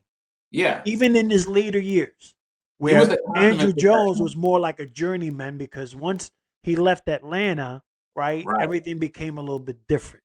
You see when he first came on how slim he was, and then he got bigger. Correct. Agreed. Right? So obviously he lost a lot of the I wouldn't say passion, but the physical needs and demands of playing that position, which was center field. Agreed. But let me tell you something. But let me tell you something. To be praised by Ken Griffey Jr., right, Andrew Jones, it says a lot about his game. Yeah. Because Ken Griffey Jr. loved Andrew Jones. Yeah. And to this day, I think they're pretty close friends. But Ken Griffey Jr. was the pillar of center fielders, right? Of all time. If you think about it, well, Willie Mays, right? But thinking about the next best thing was Ken Griffey Jr., right? Which is who we saw during our time. And then you see this kid, Andrew Jones, right? Which showed similar, right? Call him Spider-Man because he climbed walls. But he showed similar approach in defense the way Ken Griffey was. And 10 Gold Gloves. And in a couple of those seasons, he took them from Ken Griffey Jr. Yeah, so think about that. No small feat. So think about that.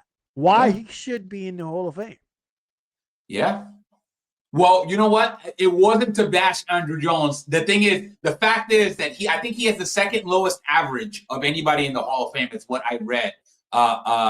Again, that average is only one part of one's profile.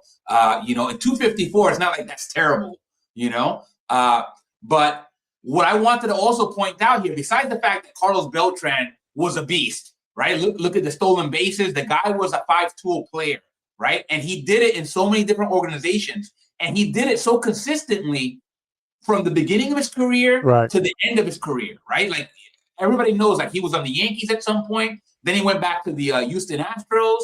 He almost never had a downside per se, right? He was very consistent. But remember, Carlos also had a better, I'd say, young career, only because he came into the league later. Andrew Jones at 96 was in there at 19. Correct. Right? Yeah. Carlos Beltran broke the major leagues when he was 22. Yeah. Agreed. So it was kind of Andrew Jones had to adapt a lot quicker at his young age. Yeah, I agree. And that's not, again, guys like that, guys like Bright. Don't get me wrong. I love Carlos Beltran. I think Carlos was a great and well-deserved Hall of Fame. I think Andrew Jones was just as well. And just like I think even Carlos Delgado. I mean, that was the main point of all this. Because I'm like, Carlos Delgado is still not in the Hall of Fame. So he doesn't have eligibility with the old system, right, with the sports writers. This is all voted by the contemporary committee, right? That's the committee that they developed to analyze players that played or retired after 1980, right? But I'm like, how has Carlos Delgado not been voted in this year? Now, again, maybe it's because of Carlos Beltran and Andrew Jones, but I got to think that Carlos Delgado has to be in there. Look at these numbers. Again, home runs. Yeah. But even player. You could even no still, glove. Nobody like you didn't go and watch Carlos Delgado to watch him play defense. Here's what I think, right? And could be controversial, whatever. But there are many players that should be in the Hall of Fame that are not in there. Pete Rose. Yeah. Right? Regardless of what the issue was. Forget about that nonsense, right? Yeah. Pete Rose should be in there. Look at he's had that record for the most hits. Yeah. I think he should be in the Hall of Fame regardless of what. Roger Clemens, A-Rod, Manny Ramirez, Mark McGwire, Canseco, right? You got a lot of players, but because of the PD, they're like, oh, this is not. I said, look, call it a crime, call it whatever you want. We got and I hate to take this into politics, but we got an administration today that's doing everything left and right. And that's criminal. But yet we still worship him, right? And then we got these guys who play everything. Yeah, they might have been a little dirty here or there, but they played the game. Because remember, whether you have PED or not, you still have a stick in your hand and you still have to hit that little white ball. Yeah. I personally I don't agree. I don't think Pete Rose wasn't a PED. Like he's the guy that's different because he wasn't on PEDs. I mean, even Barry Bonds. Come on, Barry Bonds is not even in there. I know. And he may never be because of the situation. But Pete Rose is different because Pete Rose's situation makes up these stupid rules? Like you want to put somebody in there and say Mark McGwire broke Babe Ruth's record, 61 with an asterisk, fine. If that makes you happy, do it. But you can't not acknowledge what these players did. Yeah, I agree. Because like I said, Delgado, man, like the guy was so consistent with the runs batted. You still got to pick up a wooden stick, right, a la bat, and you still have to hit that little white ball that's coming at you at the time. Could be 85 miles an hour to 100 miles an hour today. You still got to hit the ball. Yeah. Right? PED is not going to do it for you. Yeah.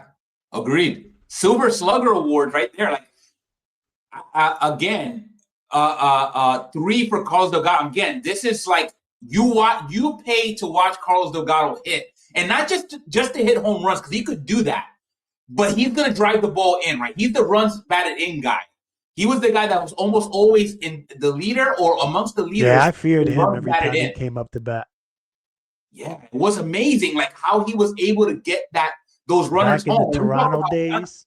Yeah, I feared that man when he came up to bat. Yeah, I mean, wow. So, like for me, if Carlos Delgado does not get in the next, I think it's every 3 years they meet. So now we have to wait 3 years to watch. Hopefully, Carlos Delgado get into the Hall of Fame, and I hope they do it because man, look at the guy's numbers and look at the consistency. He'll get in. I hope so because I'm like, because part of me again, don't get me wrong, I don't just I completely agree about Beltran, and then now like maybe the Carlos Delgado thing was what got me on Andrew Jones. I think it's a good sign that Beltran got in, right? Because if Beltran got in. You're talking about a guy who's involved in a garbage can scandal, right? Correct. So I think they're leaning the right way because they're starting to understand that who cares about that, right? Right? What happened, and happened, whatever. It doesn't still take away from what they did as a player. Yeah. Right? Maybe their morals or their lack of empathy for the game, maybe that lacked. Yeah. But the fact that they put up numbers, right? Numbers that other people, a la Barry Bonds, will probably never, ever get to again. Yeah. And you're still denying people the right to be in the Hall of Fame. Again, put the asterisk. I don't care. Right. I don't think Barry Bonds will care anyway. And neither would A-Rod, and neither would Roger Clemens, and neither would be Andy Pettitte, because Andy Pettitte is creeping closer next year. Right. Are you going to put him in? Yeah. Right? Yeah. So it begs the question. I mean, the biggest one of all, of course, the two, well, three, I would say, because I wouldn't say Canseco was legitimate, but either way, I would probably say Mark McGwire, Barry Bonds, Pete Rose, those three. Right. Without question, they should be in the Hall of Fame. I mean, for me, Pete Rose, no question, and I think Barry Bonds. Now, after that, I get a little squirrely because, again, remember, we're Nova High School baseball. I don't want to. We're not condoning PED. We're not condoning that. But what I'm saying is, don't do that, please, because that's not the point of the. No. What I'm saying is what they did on the field, right? Which is the actual game. Yeah. Is things that other people can't do. I mean, right. And the thing you want to put in Sammy Sosa because they had the same thing, but Sammy Sosa for me was like a couple of years on him. McGuire's been doing it for years. Right. Barry Bonds was, before he even got, you could see the time when he transformed his body. He was an elite player. He was like one of the best, if not the best player, before he even started for years. steroids. And he got ball 4 intentional walks all the time. Yeah. So it's one of but those he still put up the numbers. I guess I'm a little bit of a Barry Bonds apologist because I've seen the man play throughout his whole career, and I appreciate what the guy could do even when he wasn't on the juice. So I give him. So I definitely don't want to open the floodgates because there's a lot of players that you could go borderline on. Well, but Rafael Palmeiro, all these guys. The numbers speak for themselves, though. Yeah, but you can't put Rafael Palmeiro over, Mark McGwire, Barry Bonds. Definitely not Barry Bonds because the numbers are like astronomically different. None of the juice guys could beat Barry Bonds. No, in my mind, because for me, Barry Bonds, again, obviously he became an uber player when he was on the juice, right? He was a guy that I don't even think Palmeiro should be above Pete Rose. No, because Pete Rose was a player in his own. Also like, that's why I said for me, Pete Rose and Barry Bonds, those are exceptions. Like for me, again, not because I'm condoning their behaviors, right? It's because I know for Barry Bonds, I watched him play. For Pete Rose, I've seen enough of Pete Rose and obviously my dad was a big fan of Pete Rose, right? From folks that you talk to that watched Pete Rose play, they will tell you that guy wanted to win more than anybody. He was take like your head off of his, right? I've watched him play when I used to be. There you go. When I was a Met fan. Yeah. The Felix Leon days. Passion, right? That's the guy that was an ultimate competitor. So like when you see that, you're like, okay, I'm not trying to tell you that what he did was right, but to deny him entry into the Hall of Fame, I'm like, man, that seems a little excessive to me. But yeah, again, I think they're playing stupid politic games and holding people to a pedestal that I guarantee you, if you look at the background on most of those people who make those kind of decisions, I bet you they got dirt on their lives. Yeah. We just don't know about it. We don't hear about you. He said, "You guys all got skeletons in your closet. It's just that you guys aren't playing in front of millions of people." I will admit, right. I've never used PED. Right. I also never used PEDs. And I know it's hard to believe. Natural. Yeah, exactly. But so my hope with all this, again, hopefully there's no Andrew Jones folks that thought I was trying to bag on him. It was just, I was more hurt about Carlos Delgado not getting the nod because I think that guy, man, obviously if you watch some of the Blue Jays, you know all this. But if you were a Mets fan like myself, you saw that man carry that same consistency with the bat. Again, I know he wasn't known for being a great defender, but it wasn't like he was terrible. He was a serviceable first baseman, right? But he was a guy that when you had guys in scoring position, you wanted to see that guy at the plate. And, I mean, if you think about it, right? Usually, what was the saying a couple of years ago? If you hit 500 home runs, it's pretty much a lock. He was close. Yeah. I mean, they're all were close. As close as you're going to get. They were like, he was like one season away from hitting 500, right? On a decent season, maybe two. One decent season, yeah. But, you know, at the same time, had he played 20 seasons like Beltran, I'm sure he would have hit 500. Yeah. Right? Because who's one of the closest one in there? Pujols? Right. Pujols hits 500 some home run. But again, Manny Ramirez has over 500. Right. A-Rod has 600. 600. Yeah. But because there's a cloud over them, they hold. Yeah, and A-Rod also gets a nod from me. I'm going to be honest. I mean, I don't like the guy. I don't think he's a great person personally, right? Meaning, A-Rod? I think he's done questionable things on the field and maybe off. But for me, I think you talking about A-Rod? His performance merits induction. You know what I mean? He stood out. Are you talking about A-Rod? Yeah, A-Rod for me. And again, it's not because I like the guy so much. It's because I think his performance on the field merits acknowledgement. Absolutely. So again, I'll leave that alone because again, I don't want to get too much, and I also don't want to give the kids any kind of wrong impression here about celebrating floats that cheated. No, it's not about celebrating and the use of that because we don't condone that. That's cheating, right? But again, everybody has their day in court, right? Can they put them in there and put a little asterisk if they prefer? If I was to go to A-Rod and I was part of the committee, right? And I told A-Rod or even Barry Bonds, and I told them, you know, or Roger Clemens for that matter, right? We'll spread the love to them. Right. And I said to them, look, although what you did was not right, we're gonna select you and put you in the Hall of Fame, but we're gonna put an asterisk on there. Are you okay with that? And if they say nah, never mind, then don't put them in.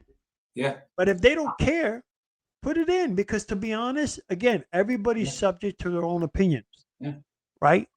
Now, again, even though I don't think it's fair that they went that route, but then again, who knew what the hell was going on before them? Because I'm sure if you go back to before they got caught, there were people doing it. Yeah. And they're in the Hall of Fame today. Yeah. Yeah. Because the only thing that it exposed was how these people were using it. It was to expand their money. Right. So they took it because it gave them more. If they felt like that made me hit a 500-foot home run as opposed to a 394 in right field on Yankee Stadium, right? Or 313, right? Because I think right field is 313. I hit a 314 home run and I hit a 500-footer. If that is what made me, and I think this is why the owners were pissed because they felt like they overpaid in their eyes. I overpaid XYZ $1 million for a guy who was phony. Yeah. Right? Yeah. That his numbers were padded because he was doing this. Well, again, not condoning PD, right? But if they did it, and those people that did it before them, they did it, the numbers don't lie because you still have to pick up a stick and hit a little white ball. And I'm telling you, as a former player myself, that's not an easy thing to do. Yeah, that's right. Ted Williams said it. It's the hardest thing to do in sports. You know. Yep. I think of all sports. I think of all sports, baseball is probably the hardest sport to play. Yeah. Because of those little things. I agree. Well, Stan, we are just under 2 hours. I know. Again, like I said, we'll leave them wanting more. But one, I wanted to thank you for joining me again. I thought that this was another good episode, and obviously there might be a couple more moves left for both of these teams before we get to report to spring training. So hopefully, we'll keep watching the next couple of days, and we'll see if the Mets or the Yankees better their position heading into 2026. But personally, I think both of these teams are going to be in contention. Right? I know they've had very different off season so far, but with the Yankees, I think we're both in agreement. They didn't really need to do much other than re-sign Bellinger, and they made a couple extra moves I think they're going to be definitely in the playoffs again. How far they go, that will be the question mark. For the Mets, health-wise. Yeah, and health-wise. For the Mets, well, they made some great moves, but we also have to stay healthy and we also have to execute because we didn't make the playoffs last year. So we got to get into playoffs if we want to have a chance to make any noise, right? The whole point is become a perennial contender before the championships come. The Yankees are doing that, right? They're in it in the thick of things every year, at least lately. And the Mets, well, we've been a little bit more inconsistent, right? 1 year yes, 1 year no. We got to get to a position kind of like the Yankees are, where we're in the playoffs is almost a no-doubter, right? Now, whether we can beat the Dodgers, that's a different question. The question is get in the playoffs first. Then we'll worry about the Dodgers. Yeah, and I want to piggyback on what Jay Beers had put up there. Yeah. The Yankees and Mets will get 90 wins. I think pending, obviously, injuries, health, or things go wrong. On the low end, I think the Yankees will hit 88 games. Okay. I think on the high end, right, with good health, pitching holes, 98 wins. Right, most likely anywhere between 92 and 95 as an average, right, will be the average between the Yankees. For the Mets, I think they do have, a lot more room for error. So I think their low end would be, and again, due to being streaky or they have injuries, I'm going to say 82 wins for the Mets. 82 on wins, the low so end. 500? On the low end. Right. On the 500 on the low end. On the high end, I think they'll get 94. And why? Because the National League is a little more tougher than the American League. Right. I mean, you got Dodgers, you got Padres, you got Giants, you got Braves, you got all these teams, up and coming teams that are fighting. Like, even though the Dodgers are the clear cut, you still got a lot of great teams on the National League side. It's true. So I think the Mets will be probably between 86 and 90 wins. And it'll be enough for them to make the wild card. But that's remember, what I hope. Yeah, they'll make the wild card. But I think the biggest key for the Mets and the Yankees, that one player, right? That, and it doesn't have for the Mets doesn't have to be a starting pitcher, but it will help if they get Valdez. Either one of those teams get Valdez, that's going to push them up to that next level. Yeah, that's right. I agree. I mean, David Stearns, make it happen. You know what I mean? Like, let's get Valdez. Or if we don't get Valdez, there's Zach Gallen or there's Jose Quintana. Or even a mid-season rental. If you're all in this year and you just want to win that chip this year and you're that close, even if it means a mid-season rental, go for it. And that goes for both the Mets and the Yankees. That's right. The main thing is the time to win is now. Correct. Right? Like, 2026, that's the time to win. Like right now. Right? I would say that for both. I would say that more for the Yankees, but I think the Mets, even if they win now, they still have a good solid team for the next couple years. So I think you guys are going to get used to, and I'm a Yankee fan, right? I'm not a Met fan, but I think the Mets fans are going to get used to solid baseball for at least 2 to 4 years from now. Hey, I love it. I'll take it, man. So like I said, you guys are in great shape. I mean, I'm not going to lie. You guys are in great shape. You just got to keep building off of it. Yeah, exactly. And that's why we watch the game. Again, I've been through, and I mentioned this at the beginning, I've been through so many terrible seasons. And I still rooted on the team, right? It didn't mean I didn't waver, but it's a little bit nicer when you know that you have a shot, genuinely, right? Not like hopeless optimism. So, hey, I'll take it. Like I said, if we can go and sneak into the playoffs, get ourselves a wild card berth, I'm down. Jay says, still feel every team is fighting for second place with the Dodgers winning again. Yeah, I can understand that, but for me, listen, there's always hope. There's always hope. And at the same time, remember, right? Injuries, health, very important. Yeah. Their pitching was not solid all last year. Remember, everybody last year said the last year's 2025 team was going to break Seattle's record, right? Yeah. For the most wins in the year, right? Yeah. But they get 93 wins. Yeah, but They didn't even break 100. They came on stronger a little bit. Like they had some shakiness. But they had the pieces throughout the year. Yeah. Remember I said earlier, the Dodgers are built with a next man up. Right. So with that mentality, the Dodgers are prepared to make sure that they have somebody to back up the next person that falls down. Right. Yeah. And that's the only reason why they did well in the playoffs, is because everybody else was hurt. Yeah. Right. But that being said, as time goes on, this will fade away with the Dodgers. And I think, I'm telling you, and I'm not just saying it because this is Mets Yankees, I think the Mets are on the verge of doing something special as long as they keep that consistency going forward. Right. Yeah, and they could become that threat to the Dodgers, because the only team that's close right now to the Dodgers, and it's pretty skim, is the Padres and the Mets. Correct. That's it. Yeah. Yeah, I agree. Only two teams. Obviously Atlanta and the Phillies could put something together. They're always kind of in the mix of it. But you're right. I think it's there to be, again, regardless of whether we beat the Dodgers, I just want to play the Dodgers. I want to play them in the playoffs. If we're there playing, we have a chance to win. Absolutely. You can't win. Especially if you get that pitcher. Yeah, exactly. Even though you have Peralta, which is a good piece. No lie, that's a good piece. Yeah. You need, if you really, really want to put fear into the Dodgers, get Valdez. Yeah, I agree. And we got then all that thing. I guarantee you, when the Dodgers come into town, they'll be like, "Oh crap," because they got pitching, but their pitchings are over the hill. Like they're up there in age. Yeah, they have experience.